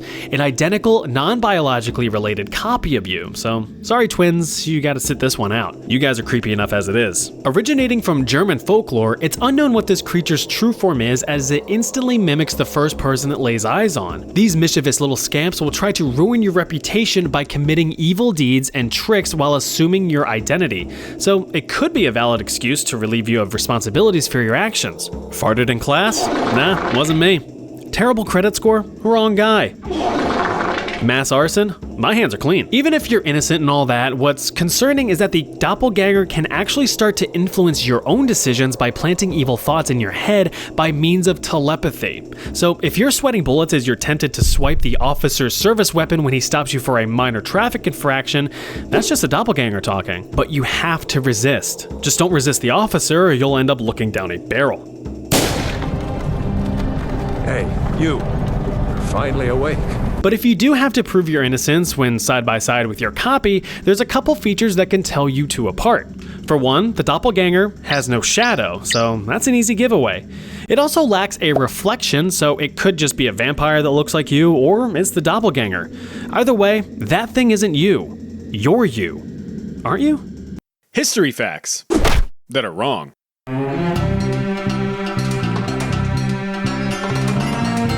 This is probably one of the first things we all learned about in school when discussing ancient Egypt. Tens of thousands of slaves enduring endless hours of intense, forced physical labor while barely being fed or provided with adequate water. Drop a sack of sand, chisel something at the wrong angle, devout masochist, you're getting a whipping. Well, it's all poppycock. While there were slaves, they were mainly prisoners of war or household servants who tended to their landlords, but they weren't really part of the main labor force. Instead, laborers in ancient Egypt were conscripted using the corvée duty system, a way to pay off taxes through manual labor.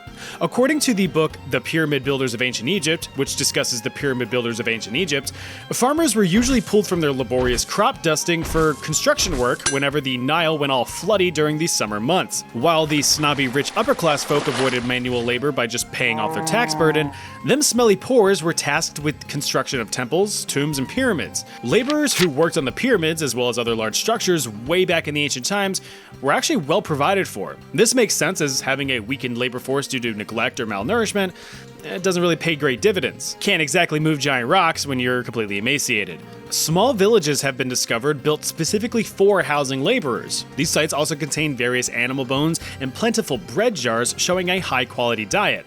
But of course, the system wasn't perfect. Thanks to some classic upper class corruption, sometimes things didn't always go right for these laborers, but they had the power to stand their ground.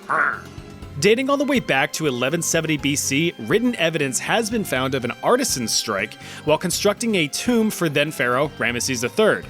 The artisans complained about a lack of promised rations and outright refused to continue their work, dropping their chisels and their hammers to march right up to the ruling class's temples to make their demands. What do we want? Food! When do we want it? Food!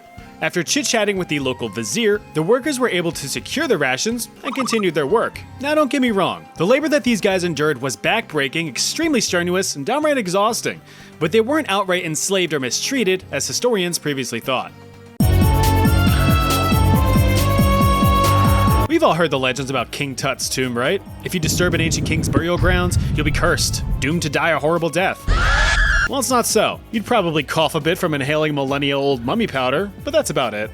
Now, there has been evidence of some ancient tombs inscribed with curse-like carvings. For example, ancient warlord and Egyptian noble Ankh-Tifi wrote that, quote, "Any ruler who shall do evil or wickedness to his coffin, may the gods not accept any goods he offers, and may his heir never inherit." Similarly, an inscription on the tomb of 10th century BC ruler Kentika Ikeki warns that any impure men who enter this tomb, there will be judgment. An end shall be made for him. I shall seize his neck like a bird, and I shall cast the fear of myself into him. Now, in a culture that was super superstitious, anyone coming across warnings like that would be like, "Oh shit! A ghost!" prompting them to 180 right out of the room. When King Tut's tomb was discovered in 1922, no such written reprimands or warnings were ever found. In reality, the rumor of King Tut's curse revolves around one George Edward Stanhope Molyneux Herbert, 5th Earl of Carnarvon, a rich English white dude who funded the whole expedition that led to the discovery of the Sandy sarcophagus. He died a whole 4 months after the opening of the tomb. After which a journalist did what journalists do and printed a whole bunch of sensationalized fake news, attributing Lord Carnarvon's death to an inexplicable curse. To no surprise, the media ran with it, making claims of a written curse being uncovered with the tomb, though this never happened. So how did Lord Carnarvon die? He done got bit by a mosquito. The resulting bump was accidentally slashed while he was shaving, making a pretty nasty cut that later got infected. The old chap died of blood poisoning at the age of 56. Dedicated believers have tried to attribute other deaths to the curse, but they're really grasping for straws.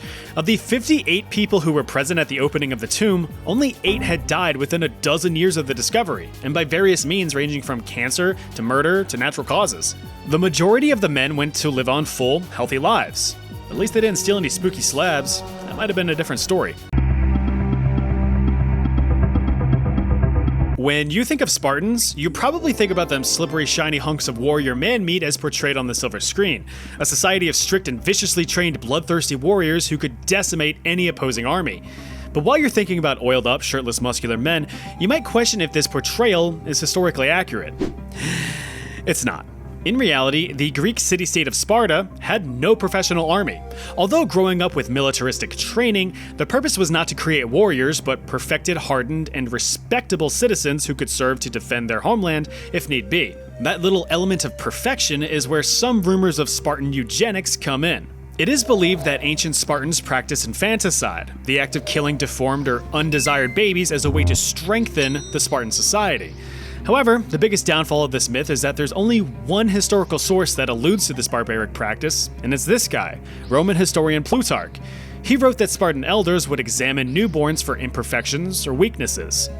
Good, bad, good. What the? Daddy. Ew.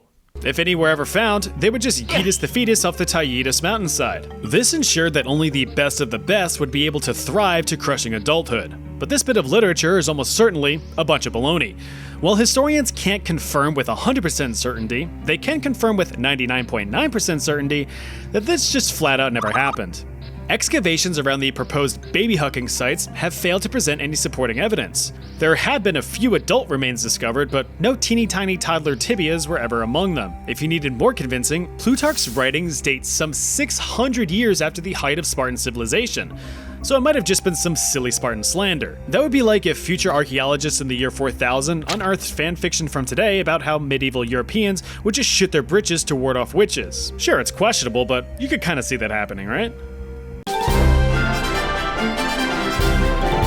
Despite what you may think, death was not the goal of gladiator battles in the Roman Colosseum. If it was, Rome would have run out of them real quick. Now keep in mind that the Colosseum was active for over 400 years, hosting a plethora of different events ranging from gladiator battles to public criminal executions to full-fledged naval battle reenactments with the entire Colosseum being flooded. Pretty wild, right? Well, gladiator battles were basically the equivalent of today's UFC or boxing matches, just with swords and spears instead of fists. These fights were spectacles of sport, and the gladiators were the athletes. You had some super famous gladiators, rookie gladiators, and everything in between. While some gladiators were slaves, criminals, or prisoners of war fighting for their chance of freedom, most of the big old brutes fought for fame and fortune, or just the high-octane dopamine rush of being able to legally stab someone in the kidney and getting praised for it. Roman citizens were hyped to watch two dudes duke it out in a sweaty, sandy, sassy struggle of strength. But things were a lot more exciting than just the vanilla missionary position 9-to-5 white picket fence 1.5 children-ass sword and shield type gladiators. Nope. Actually, there were about 30 different types of gladiators ready to clang and bang away at each other.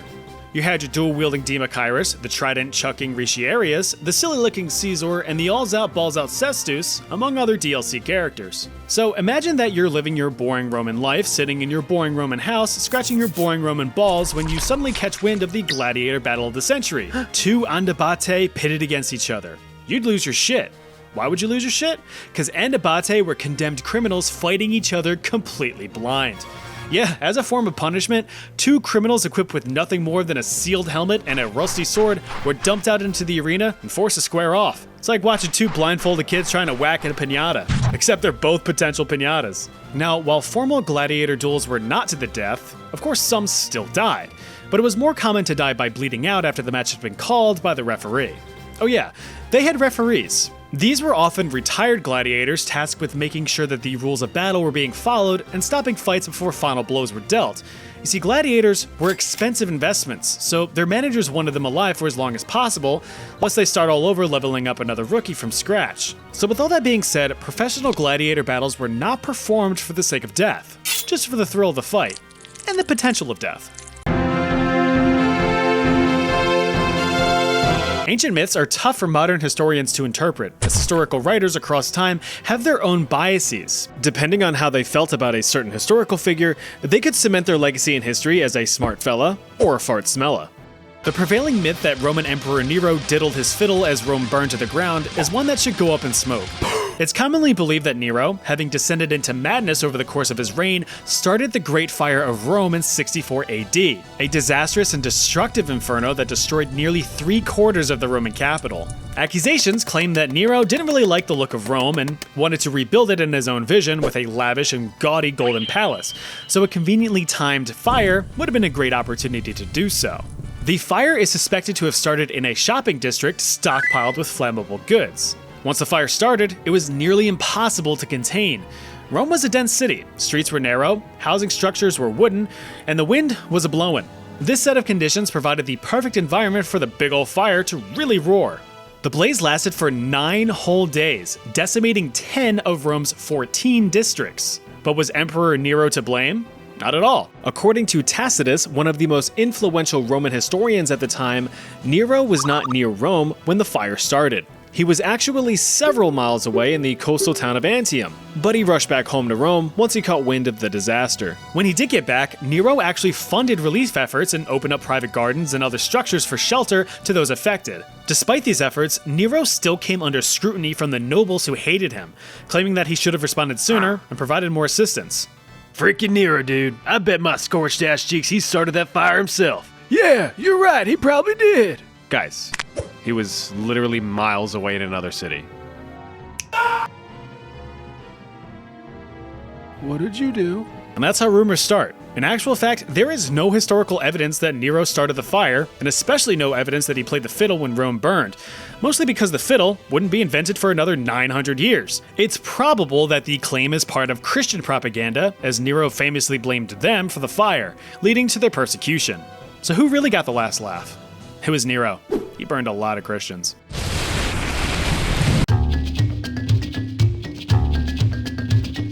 It's possible that your middle school history textbooks may have toyed with the idea that ancient Aztecs, or even the greater Mexican people as a whole, saw the invading Spanish conquistadors as godlike figures. More specifically, history has suggested that the Aztec ruler Moctezuma, or Montezuma, however you want to pronounce it, believed that the arrival of the Spanish coincided with the prophesied return of Quetzalcoatl, the Mesoamerican feathered serpent god of creation. But we now know that it's all, as the Spanish say, a bunch of caca. It's certainly true that the native Mexican people were stunned and confused by the appearance of the foreign invaders with their fancy horses, gunpowder, and white skin, but there's no evidence explicitly stating that they were thought of as gods. Letters written by Hernan Cortés himself about his conquests never mention being mistaken for or being interpreted as a god in any way, shape, or form. And this is further supported by the writings of Spanish conquistador Bernal Diaz del Castillo, who chronicled Cortés's conquests in real time. One passage highlights a conversation between Cortés and Moctezuma in the Aztec capital of Tenochtitlan. Conversation basically had Moctezuma being like, yeah, people around here think I'm a god, that I'm all about gold and silver and precious stones, but look, you see that? Flesh and blood, my dude. We're both the same. I know that you're just a bunch of foreigners and not some otherworldly divine beings. That would just be silly. To which Cortés replied, so where did this idea come from? Well, it actually started to surface decades after the Aztecs were conquered. Publications of Spanish conquests alluded to the idea that Cortés and his men tried to pass their weapons off as magic and their horses off as intelligent, aggressive beasts. So it was mainly a sensationalized retelling of events, portraying the Mexican people as more feeble-minded, all while embellishing the Spanish image. As it turns out, the Aztec weren't bamboozled by some distrustful deity. The Spanish completely steamrolled the Aztec with the help of guns, alliances to Aztec rivals, and every European explorer's iconic weapon, disease. It was less, oh my god, and more, oh my god! The Great Depression was truly a financial disaster, not only for the US, but for the entire globe. Most of you out there might recall learning that the stock market crash of 1929 caused the Great Depression, but in reality, it was just the signal that shit had hit the financial fan. Nothing more than a devastating effect from a much more threatening underlying cause. If you're unaware, the world economy is a constant struggle for balance of supply and demand, with price being the end result. Lots of demand and no supply, prices go up. Lots of supply but no buyers, prices go down. Sure, that's a bit oversimplified, but you get the idea. The Great Depression was a catastrophic chain of events stemming from US overproduction of goods. You see, in the early 1920s, the world had entered a time of peace at the end of World War I. This led to an industrial boom, not for war machines, but for consumer goods. Mass production was going wild, and factories were farting out new products like crazy. To sell these products, companies began aggressive advertising campaigns. The news, radio, magazines, and everything just screamed in your face to buy the latest and greatest doohickey. And the people did. But how could customers afford all of this lavish spending? Yup, the establishment of consumer credit. Cars, appliances, clothes, homes, all purchased on credit. But the United States was not the only beneficiary of a peacetime economy. European and Asian markets began producing their own goods, selling these products to the US for cheaper prices, which caught the eyes of consumers looking to save a few pennies here and there. The big American companies, seeing potential profits leaving their grubby hands, were pissed and lobbied Congress to protect their interests. In order to do so, the Fordney-McCumber Tariff of 1922 was passed. This raised American tariffs across the board, increasing the consumer cost of foreign goods as to thin out the competition and force Americans to buy American products. Europe and Asia promptly responded in kind, and soon a tariff war commenced. All this sounds a bit familiar, doesn't it? Now, in order to keep a super long story super short, here's what happened next. Demand shrank as American companies and farms overproduced their goods. Too much stuff and no one to buy it means less sales. Less sales means less profit for these companies, and with less company profit, that means they're gonna start handing out some pink slips. With lots of people laid off, lots of people have less money to spend, so companies lose even more money. And if they lose enough of it, they go bankrupt. Now, when companies went bankrupt, at least back in the 1920s, the banks that supported them failed. And when the banks failed, people's money straight up vanished, thanks to the lack of FDIC insurance. Everyone loses their shit and rushes to withdraw money from whatever banks are still standing, but there's not enough physical cash to meet that demand. Now, all of a sudden, no one has money. So what happened to it all? The banks lent it out to all the rich people, placing speculative bets on the stock market. Now, when there's a lot of market speculation, stock market prices get unreasonably high. Unreasonably high prices aren't very sexy, so no one else wants to buy them. Instead, they sell to take profits. But when these profits are taken, that stock price drops. When stock prices drop, any remaining shareholders lose potential profit, which is no bueno. So they panic sell whatever shares they have. And when there's enough seller momentum across the board, the entire stock market crashes. So banks have failed, blue-collar workers have lost their life savings overnight, millionaires have lost their fortunes, factories have folded, and farmers have hung up their tools.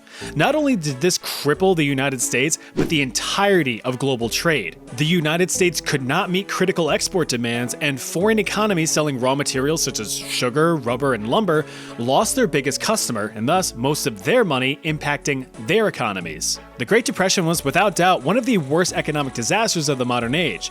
The American economy struggled until the United States entered World War II in 1941, where demand for production and labor picked right back up. To put it simply, the 1929 stock market crash did not cause the Great Depression. It was the writing on the wall that the system was breaking. Afterward, the banking system was overhauled and the stock market heavily regulated to prevent history from repeating itself.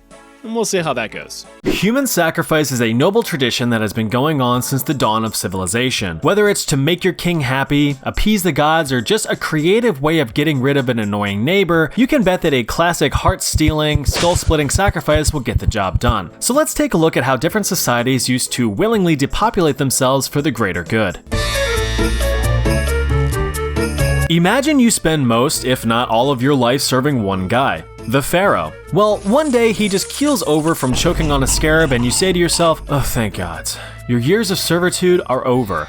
Only to find out that the Pharaoh handpicked you and your buddies to serve him in the afterlife. To make matters worse, you look around to see all of your bros celebrating like Ra himself just showed up to the party. Are you fucking kidding me? You say to yourself as a sword is rammed into your delicate tummy. Your body is then mummified and you're entombed with Pharaoh and the boys for all eternity. This is basically how retainer sacrifices went. Since pharaohs were seen as gods in human form, they were treated as such, requiring countless servants to tend to their every need. Like a lot of civilizations, ancient Egyptians believed in an afterlife where you could continue to do what you do without the fragility of mortality. Of course, pharaohs didn't want to spend eternity having to do things themselves. That's for poor people. So there were instances where pharaohs would arrange to have servants or even close family members sacrifice to accompany them into the next life. Evidence shows that those chosen for eternal untipped servitude willingly gave their lives as a sign of everlasting devotion to their pharaoh.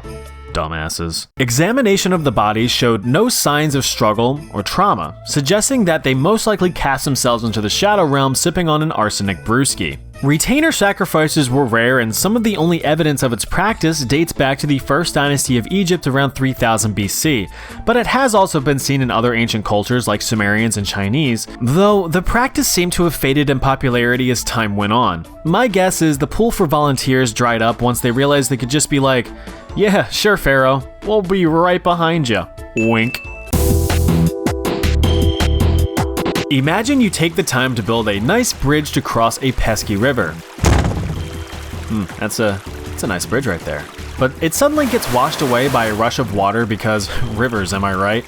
Oh toots, you say, slapping your knee, but you don't let it get you down just yet. You can rebuild, and so you do, but damn it!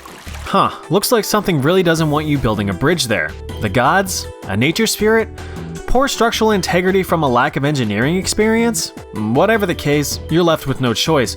You have to reliably cross that river. Time to start sacrificing! Japan is no stranger to odd practices to appease spirits, and Hitobashira is one of them. Translating to human pillar, the practice was used to basically bless new construction projects with good fortune. Dang, this project is 3 weeks behind schedule. Well, in you go, Martha.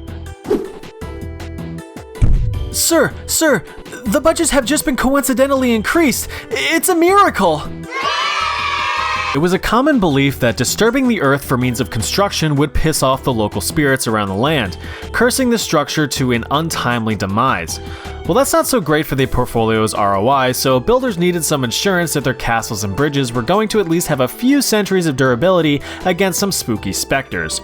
Victims, or volunteers, would be handpicked to sacrifice themselves to serve this greater purpose. In their sacrifice, they would become a guardian spirit for the structure, protecting it from natural elements or enemy attacks. To be honest, I'd give up my life so a Denny's could serve for all eternity. Famous sites that use some human reinforcement are the Maruoka Castle in Sakai and the Matsuejo Castle in Matsue. Those being sacrificed would be provided a small, comfy hole in which to be buried alive, forever entombed under or near the new construction. The practice was common up until the 16th century when people started to realize, yeah, that makes no sense, and declared it inhumane. Although there is evidence that the practice continued up to the 20th century. I guess some traditions just don't die, but the people do. Mayans. Probably the first thing you think of when you hear human sacrifice in your everyday conversations. Decapitation, ripping out hearts, throwing people in pits, they had it all. Dating as far back as 250 AD, the Mayan people were big on human sacrifice as an ultimate offering to the gods if they really wanted something dire, be it fertility to save them from famine or rainfall to save them from drought. The unfortunate thing is that droughts and famine eventually subside naturally, so the Mayans never got a good feedback loop that their sacrifices were in vain. They really just kept doing it until their problems were solved, and to their credit, there was definitely no lack of imagination on how to lower their population density either. Those eligible for the privilege of getting sliced and diced onto the village charcuterie board were typically high-value prisoners of war from rival societies, as they were seen as a better offering to the gods. These smelly, unpopular captives would typically be forced into labor, building all of the structures that their friends just died for. Oh yeah, ritualistic offerings were also performed for things like new construction or appointing a new ruler. Nothing like breaking ground by shoving the shovel into your buddy's skull. Thanks, gods. The main goal of sacrifice was to extract blood from their victims as tribute. Of course, getting your sacrifice to bleed was the easy part, but Mayans like to put on a good show. Lobbing heads off, ripping their still beating hearts from their chests, and chucking their bodies down a bunch of steps, slamming numerous arrows into their chests, simple cutting and draining, all very effective at getting that sweet red good out from their bodies. The blood was often smeared across images of the gods that they wished to appease, with the remaining blood and corpsey bits burned to complete the tribute. In case you were wondering, Aztecs performed very similar sacrifices, though a bit more grand. For example, during the reconsecration of the Great Pyramid of Tenochtitlan, it is estimated that more than 80,000 prisoners were sacrificed, reducing crime rate 143% overnight. Even though we are grateful every day for the invention of olive oil, Greece has a pretty dark history. When times were looking grim thanks to the usual suspects of famine, war, or plague, it was deemed necessary to make a sacrifice to purify the community. Roughly translating to scapegoat, pharmakos was the ritualistic sacrifice or exile of a person or group of people. Those typically chosen for the task were slaves, cripples, or criminals. You could even be chosen if you were just plain ugly. Those people were seen as impure and a blight on their society, thus causing all of the misfortunes.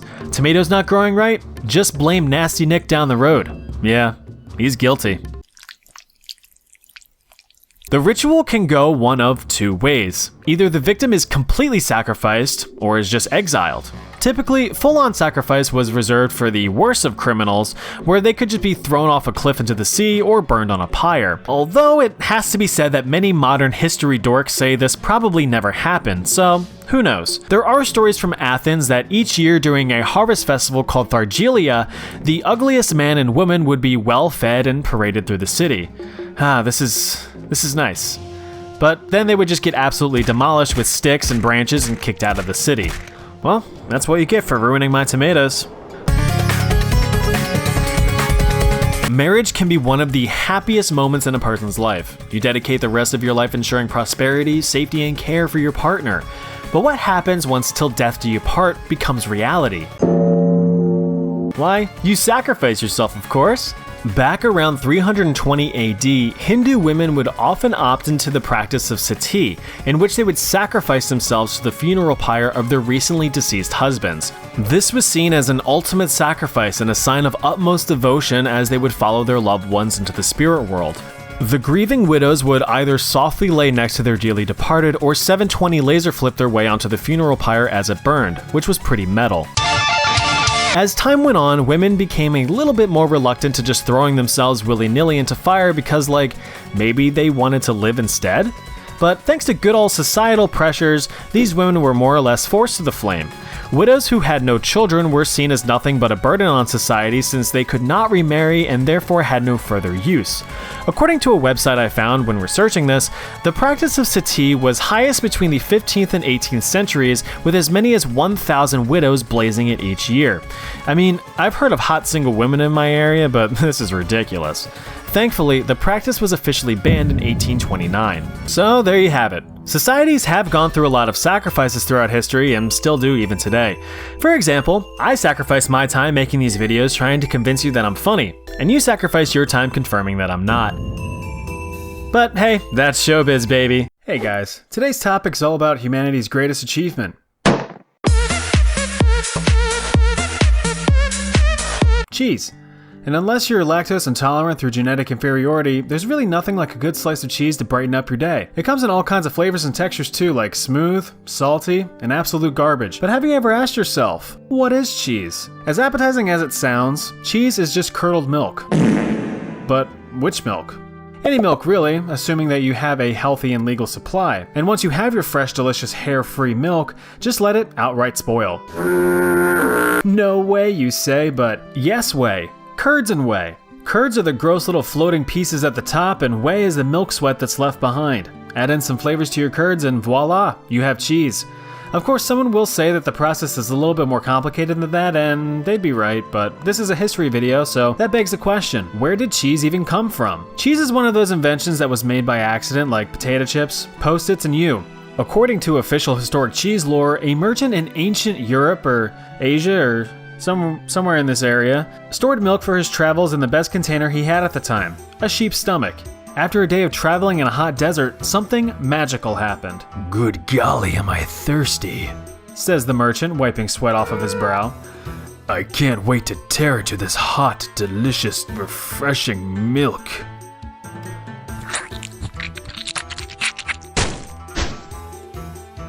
The merchant found that in addition to drinking his milk, which was now suspiciously salty, there were also some chunks to chew on as a snack, ruining the need for his provisions of Oreos.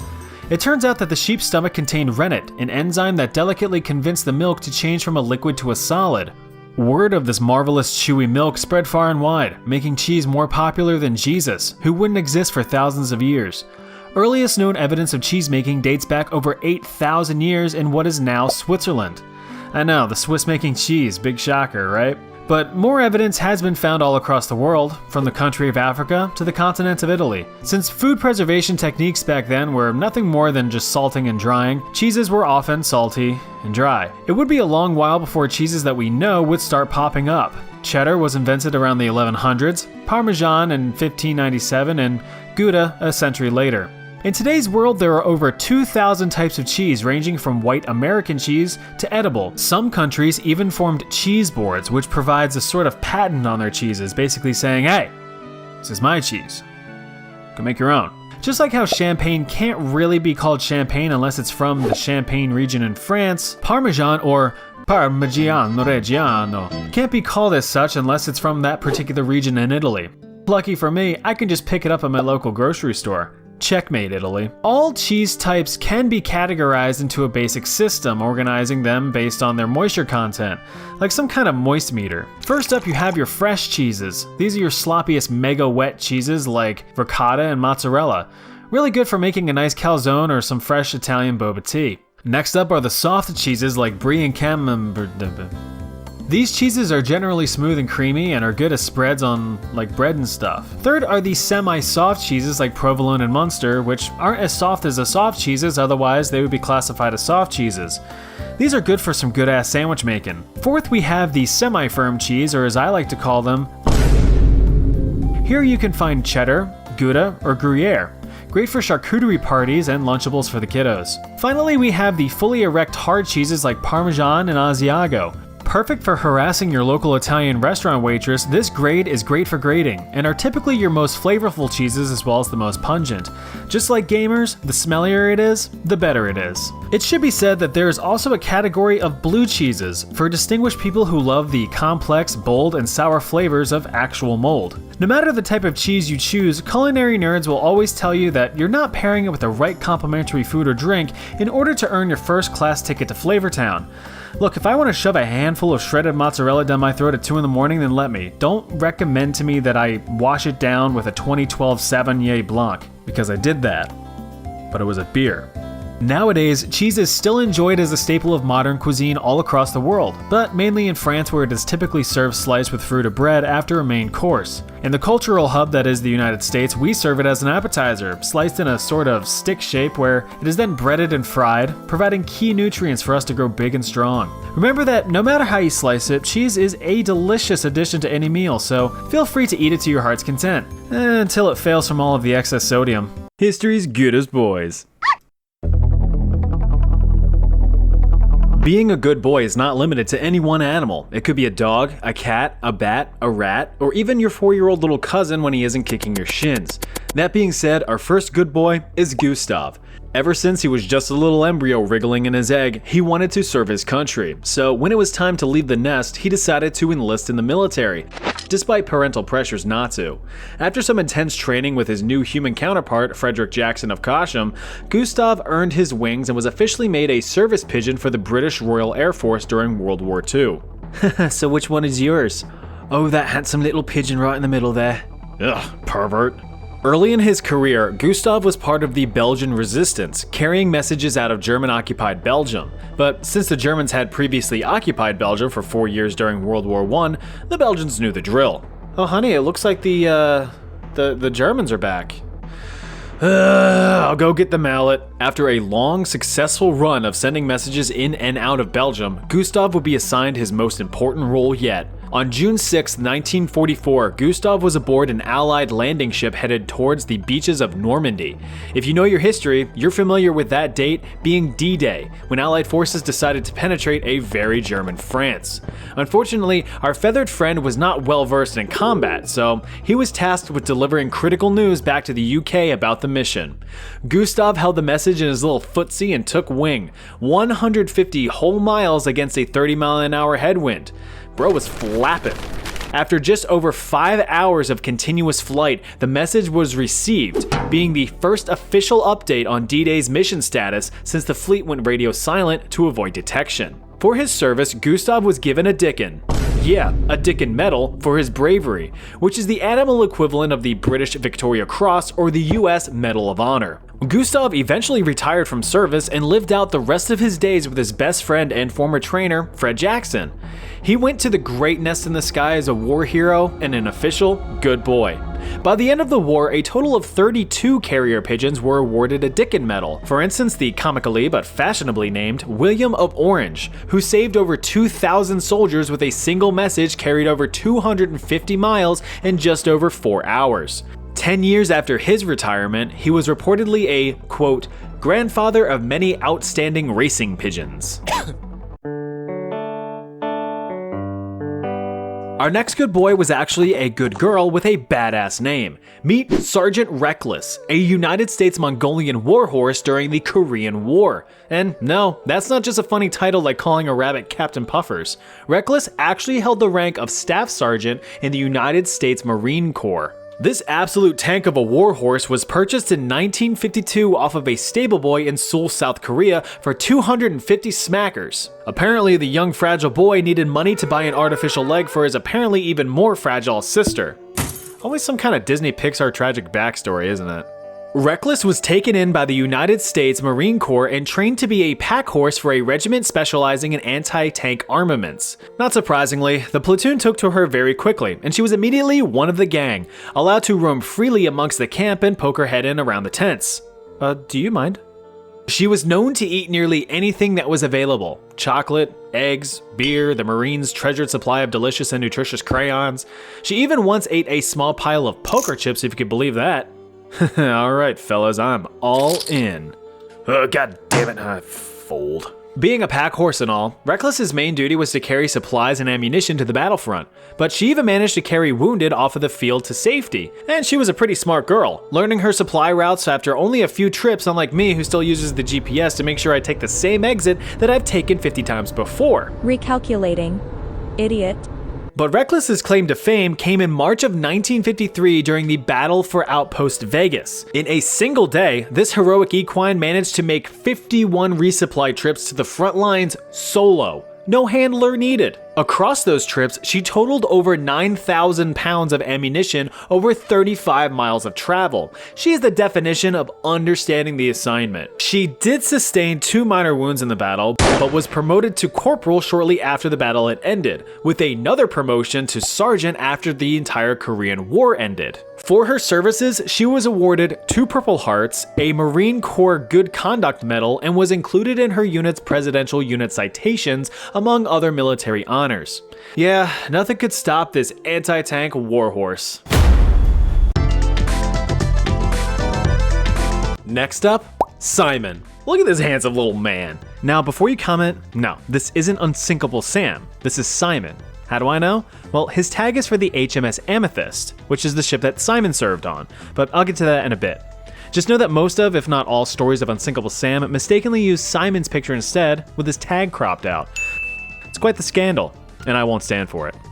Anyway, in 1948, on a cold Chinese morning in China, little Simon was doing cat things in a dockyard in Hong Kong. He was found by a 17-year-old naval seaman named George Hickenbottom, who was a crew member of the locally docked British frigate, the HMS Amethyst. But little Simon was not in such good condition.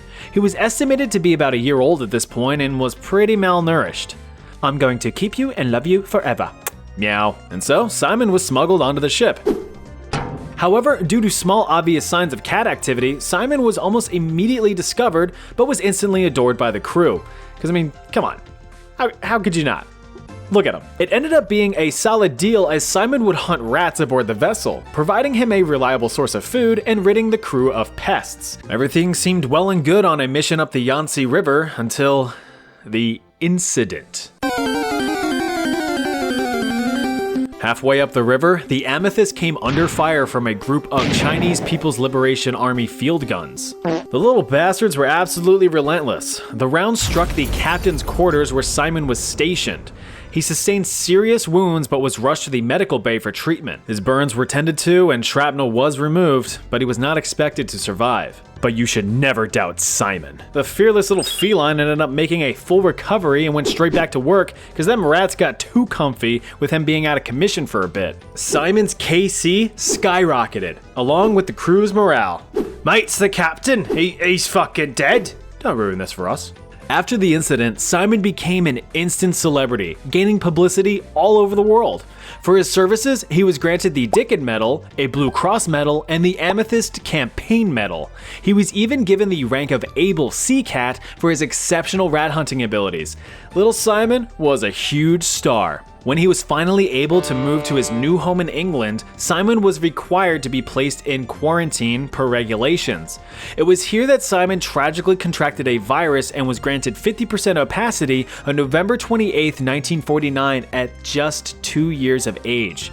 The entire Amethyst crew and hundreds of other adoring fans attended his funeral in the Ilford Animal Cemetery in East London, where he loafs bonily to this day. Moving on, we have this prestigious primate right here, Corporal Jackie the Baboon.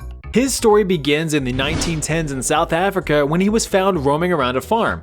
The owner, Albert Marr, took Jackie in as a pet because why not have a pet baboon? Over the next few years, the two grew close and were like family, but of course, the world decided to slam a wedge into the family as well as millions of other families around the globe when World War I broke out. Albert was drafted into the South African Army in 1915 but refused to leave Jackie at home, to which Albert's commanding officers were like, alright, the baboon can come. And so, Jackie was made the mascot for the 3rd South African Infantry Regiment, complete with his own little uniform with hat, rations, and his own little paybook.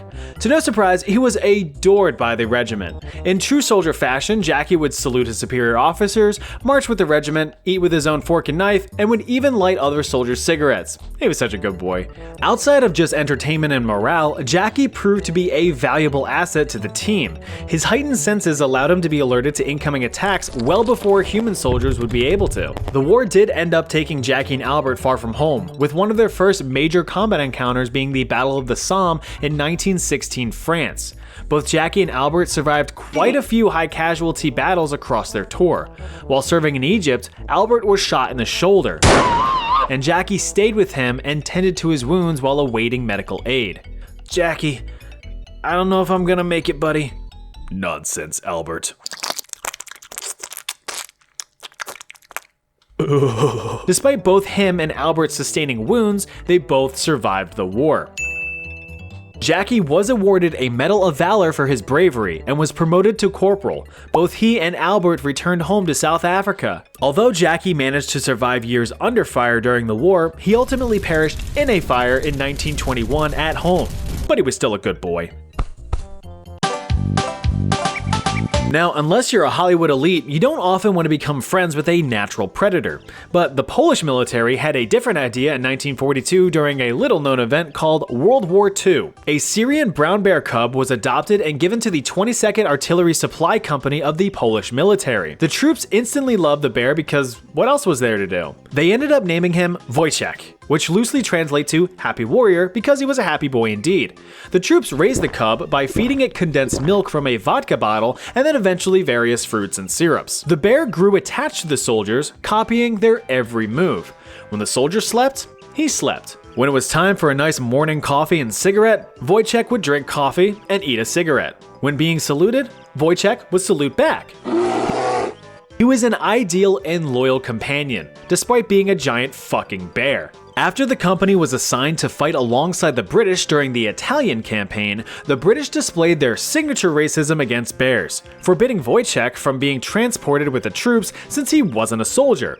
So, as a big Pierre Doche to the Brits, Wojciech was immediately enlisted as a private into the Polish military.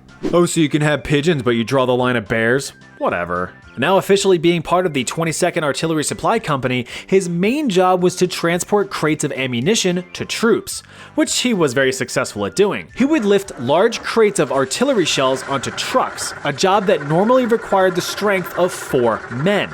It was noted that he never dropped a single crate, lest he obliterate his entire fan base and you wouldn't be hearing much about him today, other than that one idiot bear who dropped a bomb and killed everyone.